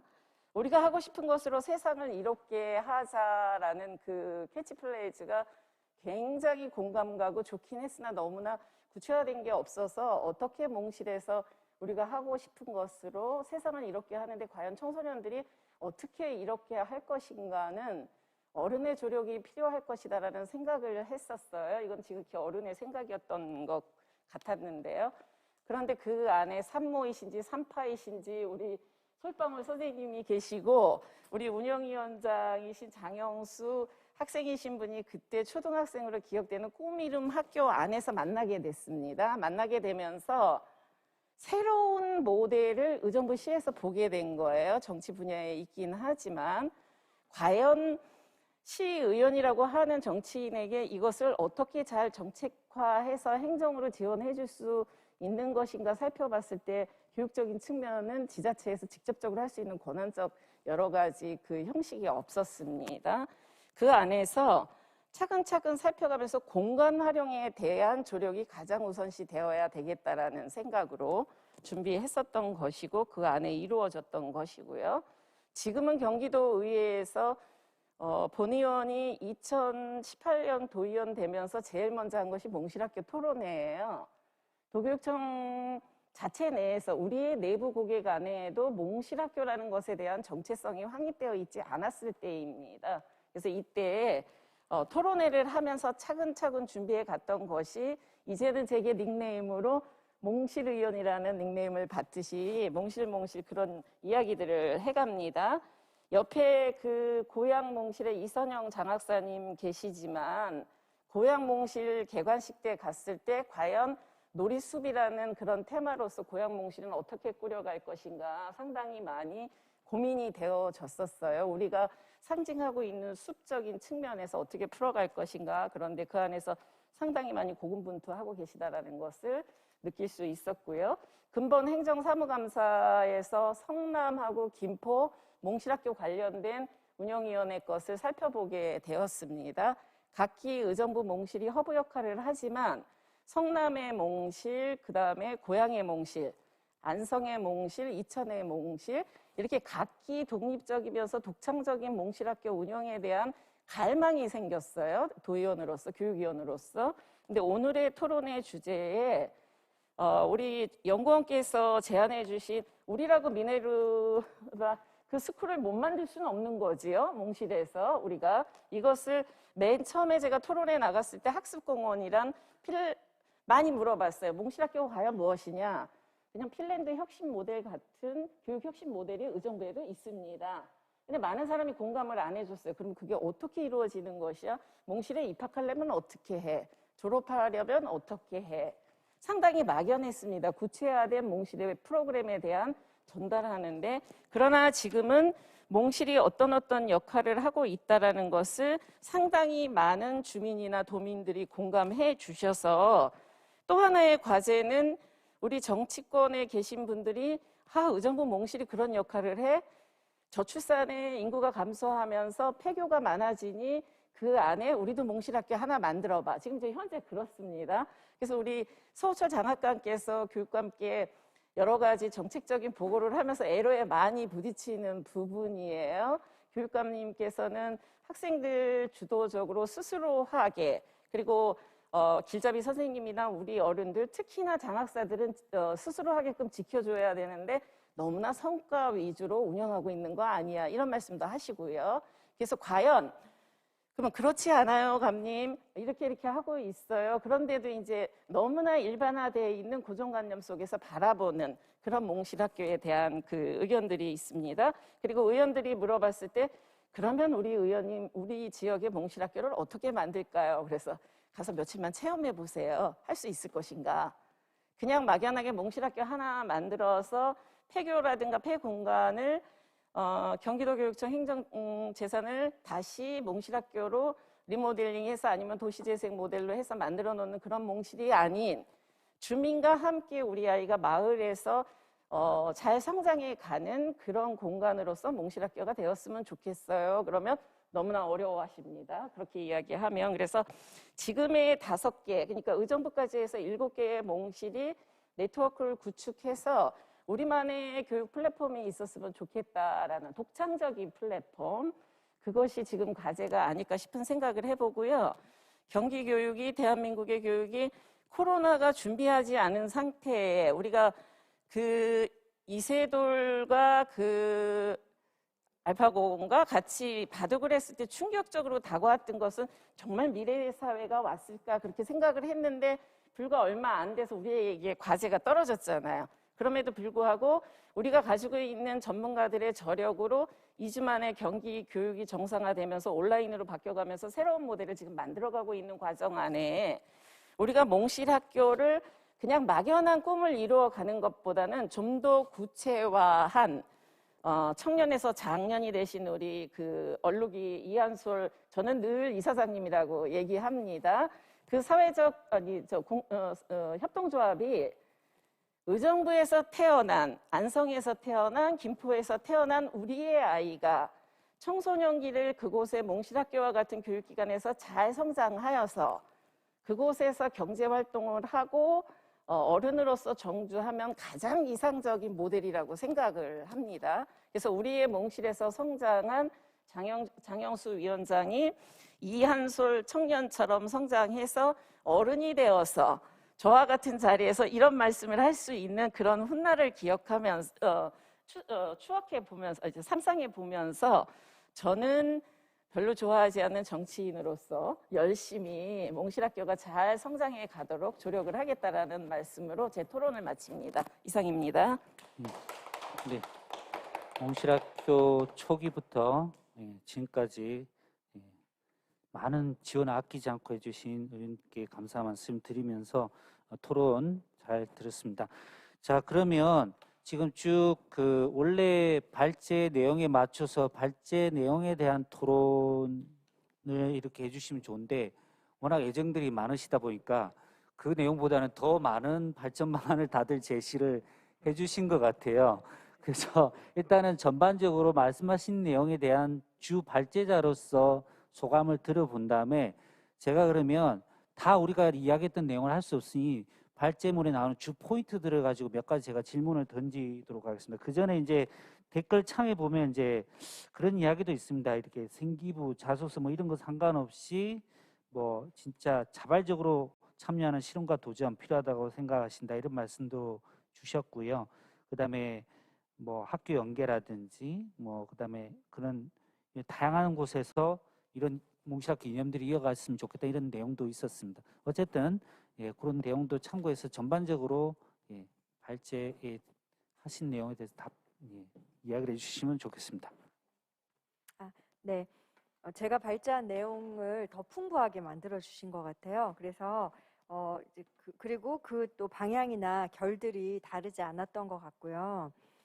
그래서 좀 종합적으로 말씀드리면 이제 이 몽실학교라고 하는 그 청소년자치 배움터, 학생자치 배움터라고 하는 것이 지금 이제 대표적인 이제 브랜드잖아요. 그래서 전국적으로도 되게 많이 알려져 있고 많은 곳에서 와서 벤치마킹도 해가고 있어요. 그래서 그렇게 이제 될 수 있었던 것이 가장 큰 특징이 청소년이 주체가 됐었고 아이들이 주도적으로 배웠고 또 배움과 삶이 일치했었고 또 민간학 협력의 그런 모델로서 이런 몽실학교가 자리매김이 돼서 굉장히 그런 이제 브랜드화가 됐는데 지금 이제 이 시점에서 이제 시즌 2로 넘어가는 그런 모델을 좀 생각해 보는 거고요. 제 연구도 이제 그랬던 거고 그 모델과 관련해서 많은 얘기들을 해주셨고요. 좀 더 공동체성이나 청소년의 주도성이 보장되는 공간 그리고 또 그 얼룩 그 이사장님은 또 이제 보편성 지금보다도 조금 더 확장돼서 요즘 또 이제 문재인 정부에서 또 추구하는 것이 포용적인 부분이잖아요. 좀 더 포용할 수 있는 공간 그리고 학교와도 연결이 되고 아까 김현주 선생님이 얘기하셨지만 학교 또 지역 모든 것들이 다 넘나들면서 연결될 수 있는 그런 공간이 되어야 될 것 같습니다. 그래서 실적에 좀 얽매이지 않고 계속적으로 꿈을 꾸는 공간으로서 몽실이 공간이 아니라 철학이 되는 그리고 또 이제 한 가지 지금은 저희가 이제 청소년 배움터다 보니까 거기에 많이 초점을 뒀는데 결국은 아까 최경자 위원님께서도 말씀하셨지만 이제 영수 같은 아이가 이제 한솔 그 이사장님 같은 그런 청년으로 또 자라서 배움터가 1터가 되고 3터가 되고 여기에 정말 뿌리 내려서 살 수 있도록 이제는 청소년뿐만 아니라 청년도 인큐베이팅해서 혁신가를 키울 수 있는 그런 부분까지도 같이 고려하는 그런 얘기들을 하셔서 굉장히 이제 방대하고 큰 얘기들을 해주셨고 제 기조 발제를 더 이렇게 풍부하게 만들어 주신 것 같습니다. 네, 이제 토론하신 내용에 대해서 종합적으로 말씀을 해주셨습니다. 그러면 이제 좀 더 토론을 좀 더 들어가 볼게요. 지금 여기 발제 내용에서 가장 쟁점이 될 수 있는 부분들이 몇 가지 나오거든요.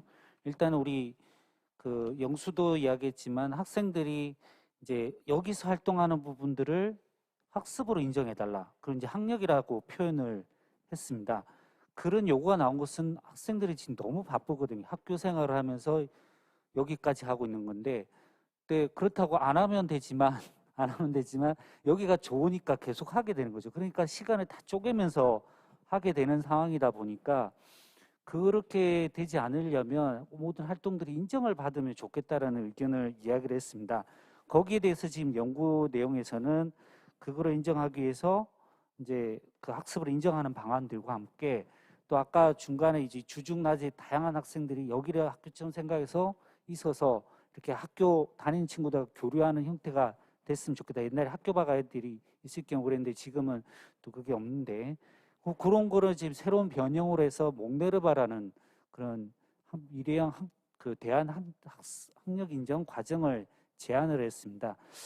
요런 대안을 제시했는데 여기에 대해서 어떻게 생각하시는지 의견을 말씀해 주실 분 해주시기 바랍니다.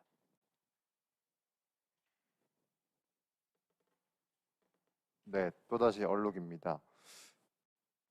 학교 낮 시간에 학교가 아니라 이 몽실학교에서 과정을 한번 해보고 라고 하는 작업도 좋지만 지금 의정부 몽실학교에서 시도하고 있는 이제 12월 달에 하려고 하는 작업이 찾아가는 몽실학교라고 해서 이제 학교 안에 있는 자치회나 학교에서 이런 학생자 주도 프로젝트 과정을 해보고 싶은 선생님과 좀 컨택이 돼서 저희가 이제 주중 낮 시간에 청년 교재부 교사들이 프로젝트 학습을 한 2, 3회차 진행하는 걸 파일럿으로 한번 돌려볼 시도를 해보고 있어요. 아마 내년도에는 조금 더 정착이 될 수도 있을 것 같다고 생각이 드는데, 이런 것처럼 이제 몽실학교만의 프로그래머로 모집하는 방식이라기보다 학교에서 기존의 시스템과 아니면 학교 밖 청소년들 지원센터나 이렇게 청소년들이 이제 모여 있는 공간과 몽실학교와 같은 학생 자치 배움터가 연결하는 작업,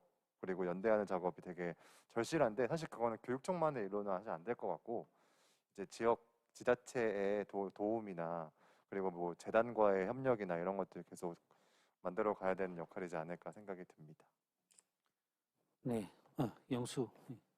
지금 말씀 들으면서 굉장히 공감이 갔는데, 사실 찾아가는 몽실학교라고 하셨잖아요. 근데 사실 학생들이 몽실학교를 찾아가는 것이 굉장히 사실 힘들어요. 저도 학교에서 있지만 저는 이제 몽실학교를 알고 있는 입장이니까 친구들한테 독려를 해주고 싶은데 오라고. 근데 사실 모든 학교로 다 공문이 가면서 이제 포스터도 붙고 하잖아요. 근데 사실 포스터 붙은 게 전부예요. 그러니까 선생님들께 어떻게 뭐 홍보를 해주려고 하지만 사실 선생님들도 다 몽실학교라는 공간을 충분히 이해를 하지 못하고 계시는 분들이 많고, 그렇기 때문에 그냥 학생들한테 야, 얘들아 여기 몽실학교라는 공간이 있는데 여기 가면은 너희들이 해보고 싶은 것을 할 수 있대. 그러니까 한번 가봐 하고서 끝인데, 사실 그것만 듣고서 학생들이 스스로 참여하기는 어렵거든요. 그래서 이제 저같이 좀 뭔가 학생 자체에 관심이 있는 학생들만 몽실학교에 참여를 하고, 그렇지 않은 학생들은 오지 못하는 경우가 많아서 저도 그게 좀 항상 아쉬운 부분이었는데, 지금 말씀하신 것처럼 찾아가는 몽실학교의 형태로 좀 우리가 먼저 학생들한테 먼저 다가가서 좀 공교육에 몽실학교에 점점 더 물들어 간다면, 뭔가 그런 일반 학교와 일반 학교의 교과목 과정과 몽실학교의 어떤 학생주도 과정을 좀 연결시키는데 굉장히 좋은 첫걸음이 될 거라고 생각이 들었어요. 네. 저도 한 말씀 드리면, 아까 서서히 물들여 간다는 말이 굉장히 영수 위원장님 말씀에 저도 공감을 했는데, 정말 몽실이라는 좋은 공간이 있어야 하고 빵 하고 터트리면 많은 사람들의 관심을 받기는 해요. 그런데 그 관심이 다 본인들이 몽실을 다들 경험해 보진 않았기 때문에 그 관심이 어떤 본인들이 다들 상상하는 쪽의 관심으로 가는 부작용이 좀 생길 수도 있거든요. 그래서 찾아가는 몽실학교도 좋고, 저희 이제 고향 몽실 같은 경우는 다음 주에 토요일에 아이들이 좀 올 수 있는 시간에 마을 청년 활동가가 하는 진로 찾기 프로그램 같은 것들을 열 예정이거든요. 그래서 그런 것들을 파일럿으로 돌려보고 창체 시간이나 그러니까 학교의 진로 시간에 활용 가능하지 않을까 하는 것들을 먼저 실험해보고, 이런 것들을 학교에 제안하는 방식으로 찾아가는 몽실학교를 운영해보면 어떨까 하는 생각을 했고요. 지금 일단은 아이들이 내가 자란 곳을 계속 벗어나고자 하는 욕구가 굉장히 지금 강한 상황에서 이런 입시 위주의 그러니까 교육 때문에 이 몽실 공간이 학습 인정을 해준다면 학습이 다 공평해야 된다는 생각을 일단은 바꿔야 될 시기가 오지 않았나 하는 생각도 일단은 듭니다. 네. 그 방금 공평이라고 말씀하셨는데, 학습, 학력 인정이 되는 그거가 거론되기 시작하는 순간에는 성적이 들어가고 평가가 들어가고 이런 게 들어가기 때문에 그때부터 굉장한 제약사항이 다가옵니다. 이게 다 여기서 다양하게 활동하고 싶은 거를 가지고 하고 그거를 그대로 인정받기를 지금 요구를 하는 건데, 그게 절차로 들어가게 되면 그런 부분이 안 되는 경우가 생기는 거죠. 그래서 좀 더 자유로운 과정들이 필요해서 지금 대안을 제시를 했던 거거든요. 혹시 그 대안을 제시했던 과정들에 대해서는 과연 실현 가능성이 있겠는지 한번 영수나면 어떻게 생각하는지 이야기해 볼까요? 몽네르바라는 그 과정들이 과연 실현 가능성이, 과연 그런 과정들이 열린다면 이 여기서 마음껏 상상하는 배움들이 할 수 있기 때문에 그런 배움을 갈구한 학생들이 과연 많이 올 수 있을까요? 제가 중학교 때 이제 경기도교육청에서는 그 자율 어떤 제가 지금 정확히 이름이 명칭이 생각이 안 나는데, 그런 학생들한테 좀 뭔가 학교에서 배우는 교과목 외에 좀 뭔가 다른 교육을 주고자 한 게 있어서 가지고 저도 초등학교 때도 그렇고 자율학기제를 저도 경험을 한 세대거든요.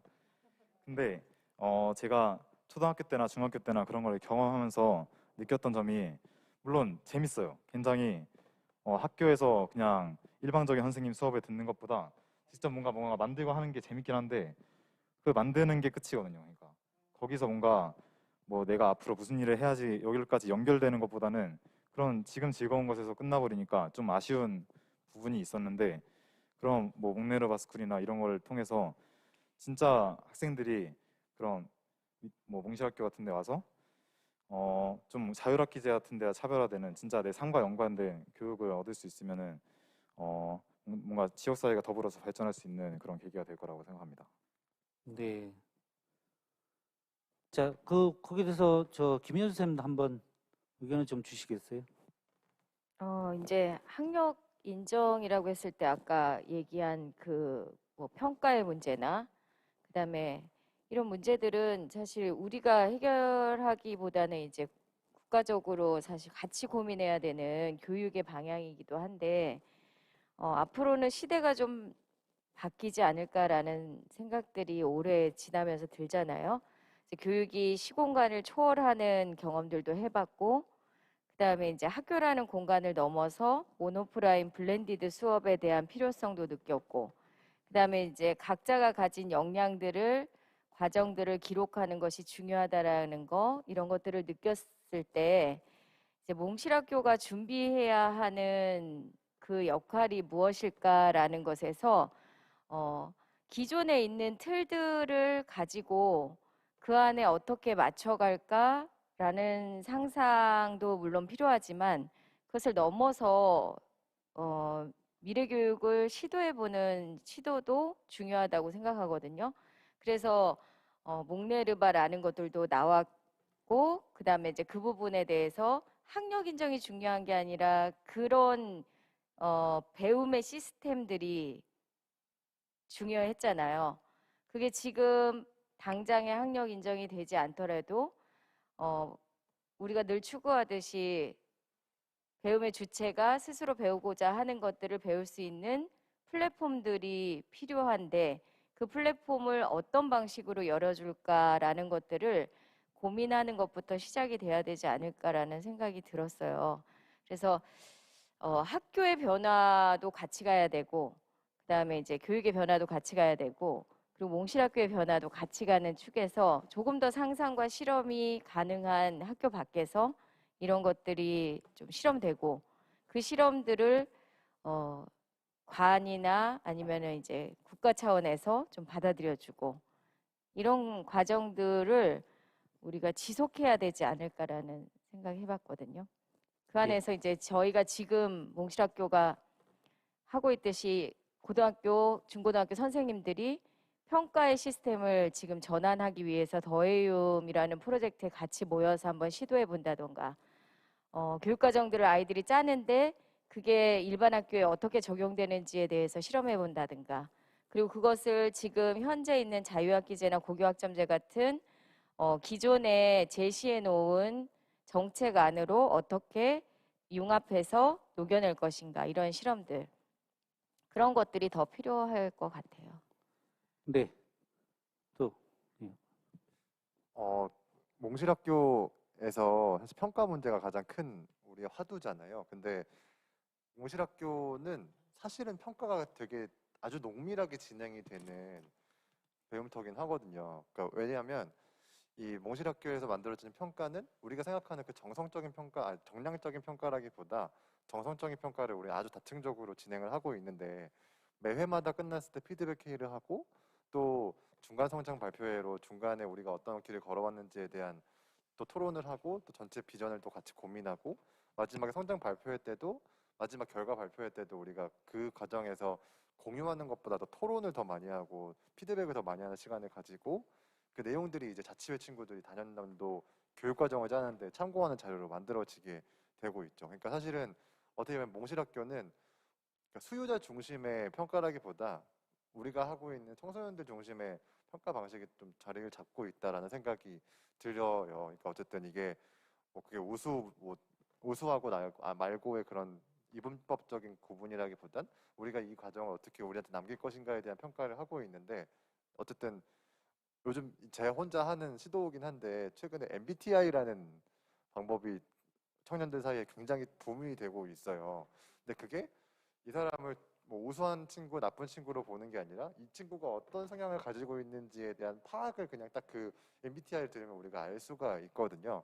근데 어떻게 보면 이 평가 방식에서도 MBTI 방식이 좀 있지 않을까라는 생각이 들긴 하거든요. 그러니까 이 친구가 뭐 수치로 몇 점이고가 아니라 이 친구의 능력은 뭐 좋고 나쁨이 아니라 이런 능력을 가지고 있다는 것이 좀 우리가 한눈에 볼 수 있는 지표로 만들어주면 좋지 않을까. 근데 어쨌든 몽실학교는 관찰을 중심으로 하고 코칭을 중심으로 한 학교이기 때문에 그게 교사들 집단의 일종의 토론과 이런 걸로 만들어질 수 있지 않을까라는 생각이 있습니다. 그러니까 이제 비교당하는 평가가 아니라 돌아보고 스스로 성찰하는 평가를 하고 있다는 말씀이시죠.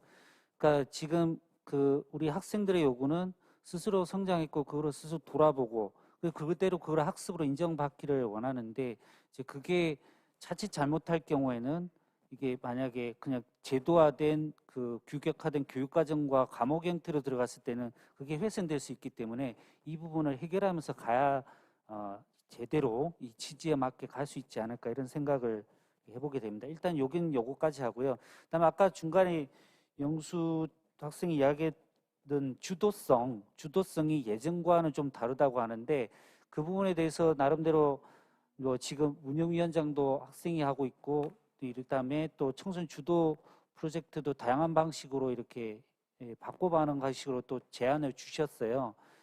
이런 아이디어에 대해서 또 그게 해결 방법이 되는지, 또 더 좋은 방법이 있는지, 이런 의견 있으면 좀 주시면 좋겠습니다.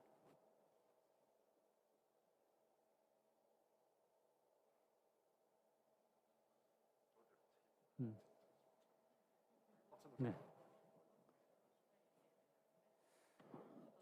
네. 네.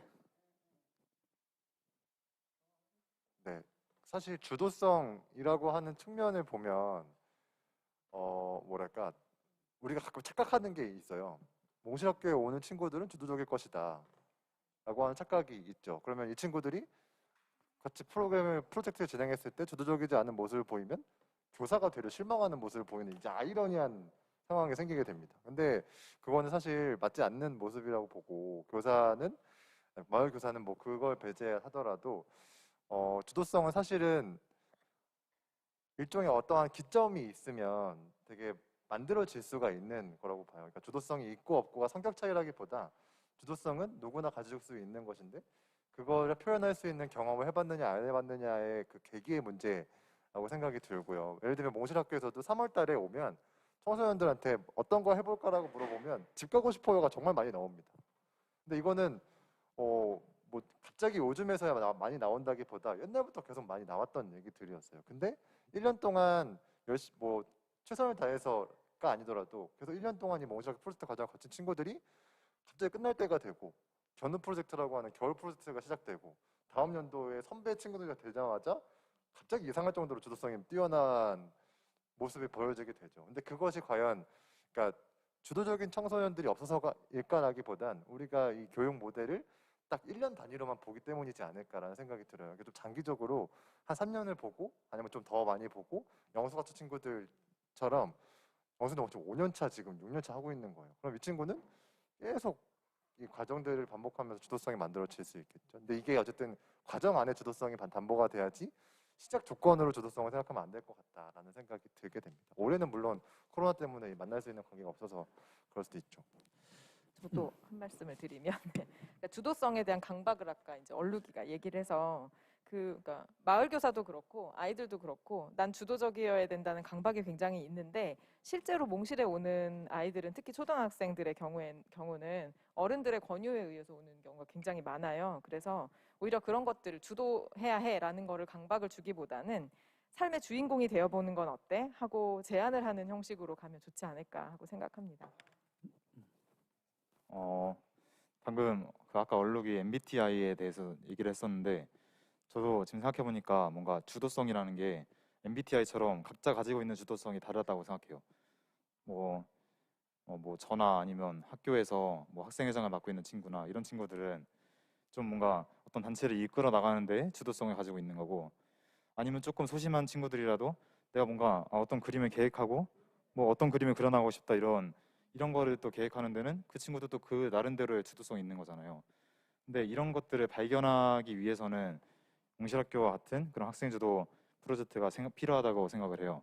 그래서 아까도 말씀드렸지만 그런 일반 학교에 다니는 친구들까지 이렇게 몽실학교에 많이 끌어들일 수 있는 그런 시스템이 마련되어야 한다고 생각합니다. 그 주도성이라는 거, 어른들이 보는 주도성이라는 것도 결과를 중심에 놓고 보지 않나 이런 생각이 들거든요. 근데 아이들도 그렇고 우리는 이런 스스로 해보는 과정을 연습하는 공간이 없어요. 그래서 어쩌면 몽실학교가 가지고 있는 의미는 주도적인 것들을 통해서 아이들이 뭔가를 이뤄내는 곳이라기보다는 실패하고 도전해봐도 되는데 너희들이 스스로 해볼 수 있는 공간, 그리고 그것을 통해서 하나하나가 빛난다는 것을 그리고 자기를 발견하고 사람들과 같이 해가면서 이런 것들이 되기도 하는구나, 이런 것들을 연습해보는 공간이라고 생각해서 주도성이 일어나는 공간이라기보다 그런 기회를 주는, 과정을 주는 공간, 이렇게 좀 봐야 되지 않을까 생각해요. 자, 그렇게 해 왔었고, 물론 거기에 대해서 주도라는 말이 오해를 갖는 부분도 있었지만, 지금 그동안 흘러왔던 과정을 설명을 잘 해주신 것 같아요. 근데 저희가 해오면서 청소년 주도 프로젝트 과정이라고 해서 나름대로 또 시스템을 구축을 해왔었잖아요. 일정 시간의 시간과 예산과 이런 부분을 하다 보니까 굉장히 정형화되고 형식화되는 부분들이 왔었어요. 그러다 보니까 거기로 인한 주도성이 약화된다든지 또는 틀에 갇혀버린다는 느낌을 가져왔었던 것이 아닌가. 그래서 이것에 대한 어떤 프로 헤침이 필요하지 않을까. 그래서 연구보고서에서 시간과 뭐와 다 한번 제재를 해보자라는 제안을 주신 거예요.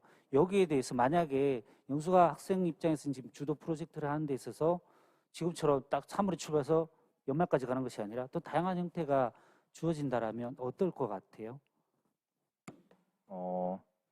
지금 또 뭔가 예전 생각이 나는데 뭔가 너무 과거만 되쳐내는 것 같아서 좀 그렇긴 하지만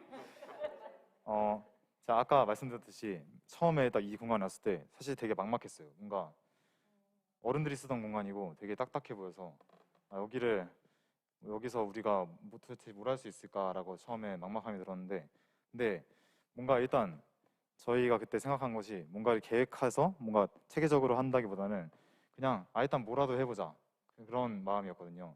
그래서 뭐 벽에다가 페인트로 색칠도 해보고 뭐 또 못도 해보고 뭐 장사도 해보고 여러 가지 많이 해보면서, 그러면서 뭔가 좀 뭐 아까 계속해서 말했던 주도성도 또 생긴 것 같고, 그런 과정 속에서 몽실학교가 나왔다고 생각하거든요.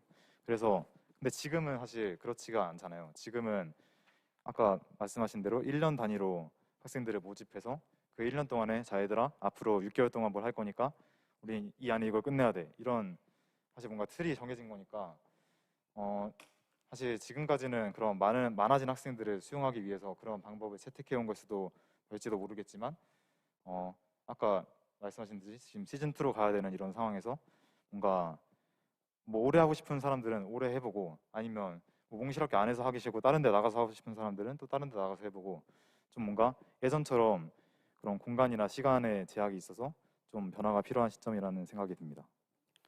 네, 그런 거와 더불어 뭐 생기부 기록 같은 것도 뭐 이렇게 이수 기준 뭐 이런 거가 돼 있는데 그런 부분에 대해서도 좀 더 자유로워야 되지 않을까 이런 생각이 듭니다. 자, 그리고 그럼 지금 시간이 어느 정도 지금 많이 지났거든요. 마지막으로 한마디씩 이제 하실 건데 지속 가능성에 좀 초점을 맞춰서 이야기를 해주시면 마무리가 될 것 같거든요. 아까 지속 가능성을 위해서 이제 우리 참여하고 있는 학생, 졸업생, 마을교사가 함께 만드는 사회적협동조합을 통해서 이 몽실학교 이어가는 거. 그다음에 이게 몽실학교 네트워크를 통해서 공동으로 성장하는 이런 것도 이제 제한이 돼 있는 상태인데 그것도 제한이자 과제인 것 같아요. 이런 걸 좀 염두에 두면서 발전을 위해서 내가 생각하는 발전 방안을 곁들여서 마무리해서 이야기를 해주시면 좋을 것 같습니다. 저 어디부터 할까요? 네. 네, 영수를 마지막에 하고 이번 장학사님부터 먼저 하실까요? 예. 저는 청소년 교육이 지역사회 구성원 모두의 그러니까 책임의식에서 출발해야 되지 않을까. 그래서 그런 의식의 전환을 위해서 저는 장학사로서 어떤 역할을 할 수 있을까 하는 걸 고민을 해야 될 것 같습니다. 네, 네. 네. 장학사님께서 고민하신다면 정치인은 과연 어느 고민을 해야 할 것인가 굉장히 무거운 동기부여로 다가옵니다. 우리 영수 위원장님께서 주신 의견에 정말 많이 공감되는데 이런 많은 것들을 정책에서 행정으로 입안하는 과정에서 과연 경기도교육청이 그리고 대의기구인 경기도의회가 과연 이것을 어떻게 잘 매칭해서 우리 학생들이 주도적 활동을 할 수 있게 만들어 가야 하는 것일까라는 고민을 하게 되고요. 의정부 몽실이 경기도교육청 허브 의정부 몽실이 청소년들이 모여서 청소년기를 지나서 청년기로 가는 요 시점에 와 있구나를 오늘 절절히 이제 체험하게 되는 겁니다. 그래서 새로운 모델을 만들어내는데 어떻게 조력할 것인가 하고 오늘 숙제 받아가지고 왔어요. 열심히 그 활동을 하도록 하겠습니다. 네, 몽실학교가 청소년들에게 실패해도 되는 공간, 도전하고 시도하는 공간이 되듯이 주변에 있는 어른들에게도 이런 공간으로 남았으면 좋겠다는 생각을 해봐요. 그래서 같이 가는 배움, 그다음에 정말로 행복한 배움, 그리고 우리 교육이 가야 되는 방향이 무엇인가라는 것만 우리가 목표로 둔다면 이 공간을 통해서 어른이든 아이들이든 같이 실험해보고 도전해보는, 그리고 서로를 향해서 성찰할 수 있는 이런 공간들로 더 이게 지속이 되었으면 좋겠다는 생각들, 그런 바람들을 해봅니다.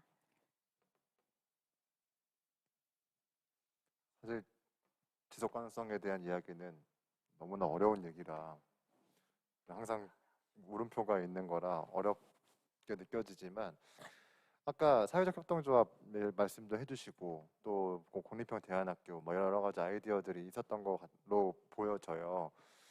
저 같은 경우에는 지금까지 몽실학교가 버틸 수 있었던 사실 5년 동안 이 청소년 자치배움터를 밀고 나가서 브랜드화까지 시키고 시즌2를 바라보고 있는 거는 사실 너무 당연히 그 안에서 노력했던 사람들이 있었기 때문이에요. 그거를 그 철학을 믿고 열심히 노력하고 했던 뭐 저나 뭐 장학관님이나 뭐 솔방울이나 의원님이나 특히 여기서 같이 발벗고 뛰었던 청소년들이나 근데 이런 사람들이 좀 더 풍부해져서 좋겠다. 사람을 계속 남기는 작업을 하면 좋겠다라는 생각에 이 구조를 유지하는 게 아니라 사람을 유지하는 게 무엇인가에 대한 방법을 계속 고민하면서 그 사회적 협동조합이든 공립형 대안학교든 이런 방법들을 고민했으면 좋겠다라는 생각이 들고요. 이게 구조적인 틀로서 유지가 되는 거라면 유지가 되나 마나 라는 생각이 듭니다. 이 사람들이 계속 몽실학교 철학을 계속 이어나가면서 몽실학교라는 가치를 브랜드를 계속 등에 업고 백으로 삼아서 나 몽실학교 나왔어 라고 자랑할 수 있는 그런 힘을 가질 수 있으려면 그 안에 분명히 사람을 남기는 시스템을 만들어야 된다는 생각이 듭니다. 네. 네. 그 몽실학교가 이제 아까도 계속 말씀드렸지만 이제 미래 교육을 선도하는 사례로 얘기가 많이 돼 왔었잖아요. 그리고 이제 이게 어느 정도 굉장히 이제 유명해지고 이러다 보니까 또 이제 학교와의 연계를 해서 어떻게 하면 인정을 받을까 이런 것들을 이제 고민을 많이 하게 됐는데 그러다 보니까 성적이나 평가 뭐 이제 이런 쪽으로 또 이제 제약이 생기면서 그렇게 되면 또 이제 몽실학교가 그 기존의 공교육의 체계 속으로 들어가면 공교육을 바꾸는 것이 아니라 그 속으로 들어가서 변질이 되는 거죠. 그래서 이 몽실학교가 정말 지금까지 해왔던 이제 미래교육의 그런 사례로서. 근데 이제 그렇게 얘기했을 때 거기는 학교 바뀌니까 가능하지. 항상 이런 얘기를 들었다는 거예요. 그래서 그게 아니라 공립형 대안학교라든지 그런 좀 형태로서 기존의 공교육의 체계 속으로 자꾸 기어 들어가는 것이 아니라 좀 공교육을 바꿀 수 있는 공교육에 좀 균열을 낼 수 있는 그런 미래교육의 모델이 됐으면 좋겠고, 그런 하나의 방편으로서 공립형 대안학교, 다른 오디세이 학교나 이런 많은 사례들이 있잖아요. 그래서 그것이 불가능할 것 같지 않고 그런 조금 이제 한 걸음을 좀 내디뎌서 그런 좀 사례가 되었으면 좋겠습니다. 예, 마지막으로 영수가. 좀 유지에 대해서 말씀을 해주시라고 하셔서 몽실을 그런 포함한 다른 뭐 여타의 마을 공동체가 유지되고 또 존속되기 위해서는 사실 여기 계신 다른 분들이나 뭐 얼룩이나 이런 사람들처럼 좀 마을 안에서 뭔가 바꿔 나가는 그런 과정과 그런 시간이 또 필요하다고 생각하거든요. 근데 사실 요즘 교육 시스템을 보면 어렸을 때부터 교육이 수도권과 서울을 향하고 있잖아요. 근데 이렇게 막 성적순으로 순위를 세워서 대학을 가고 사실 이런 게 아직까지 없어지지 않고 있고, 그래서 저도 지금 당장 몽실학교에서 활동을 하고 있지만 저도 뭔가 인서울을 안 하면은 뭔가 내가 다른 친구들에 비해서 좀 학교 생활 잘 못한 것 같고 이런 생각이 들거든요. 또 행복은 성적순이 아니라는 그런 말도 있잖아요. 근데 사실 저 같은 청소년이 느끼기에는 아직까지 뭔가 성적순일 것 같은 거예요. 근데 앞으로의 그런 교육은 그런 성적 향상보다는 각자의 능력을 향상시키는 곳에 좀 더 초점을 맞춰가지고 교육이 이루어져야 한다고 생각을 하고, 또 그런 데 있어서 몽실학교가 중요한 역할을 할 수 있다고 생각을 하기 때문에 이런 몽실학교의 교육이 앞으로의 일반 학교에도 좋은 영향을 끼칠 수 있도록 저도 바라고 몽실학교도 바라고 있다는 것을 아주 좀 다 알고 계셨으면 좋겠습니다. 예, 좋은 말씀 감사드립니다. 이제 마무리해야 될 것 같은데요. 서두에 제가 말씀드렸듯이 몽실학교는 실험학교였습니다. 그리고 실험학교에서 계속 존재해야 될 것 같아요. 그래서 원래 우리 교육이 놓치고 있는 아이들의 주도성, 배움의 자발성들을 여기서 어떻게 살리는지를 보여주는 실험학교였기 때문에 그것을 계속 추구해 나가는 것이 필요하고요. 그다음에 이렇게 추구했던 것을 학교에도 해보시길 제안드리는, 그래서 협력이 필요한 부분이고, 이거를 또 학교 혼자만의 힘이 아니라 온 마을이 함께 해야 되는 필요성을 또 이야기했던 그런 사례였던 것 같습니다. 그래서 이런 세 가지 축은 계속 우리가 가져가야 되는 거고, 그거를 계속 그런 관점을 발전시켜 나가야 되는 것이 우리의 과제이지 않는가. 또 하나 더 과제가 생겼다라면 이제 같이 생겨난 몽실학교들이 공동으로 함께 성장하는 그런 게 되어야 되거든요. 그래서 이 모든 것의 핵심은 우리 학생들이 이 여기의 주인, 배움의 주체, 삶의 주체로 거듭나서 지역의 지역 공동체의 주역으로 성장시키는 데 있는 것이 아닌가. 이 원칙을 놓치지 않는 것이 우리한테 필요한 가장 중요한 원칙이자 과제이지 않는가. 이 생각들을 놓쳐서는 안 된다는 생각이 들면서 오늘 발전 방안에 대한 토론회 긴 시간 함께 해주신 모든 분들께 감사드리며 마치도록 하겠습니다. 감사합니다. 네.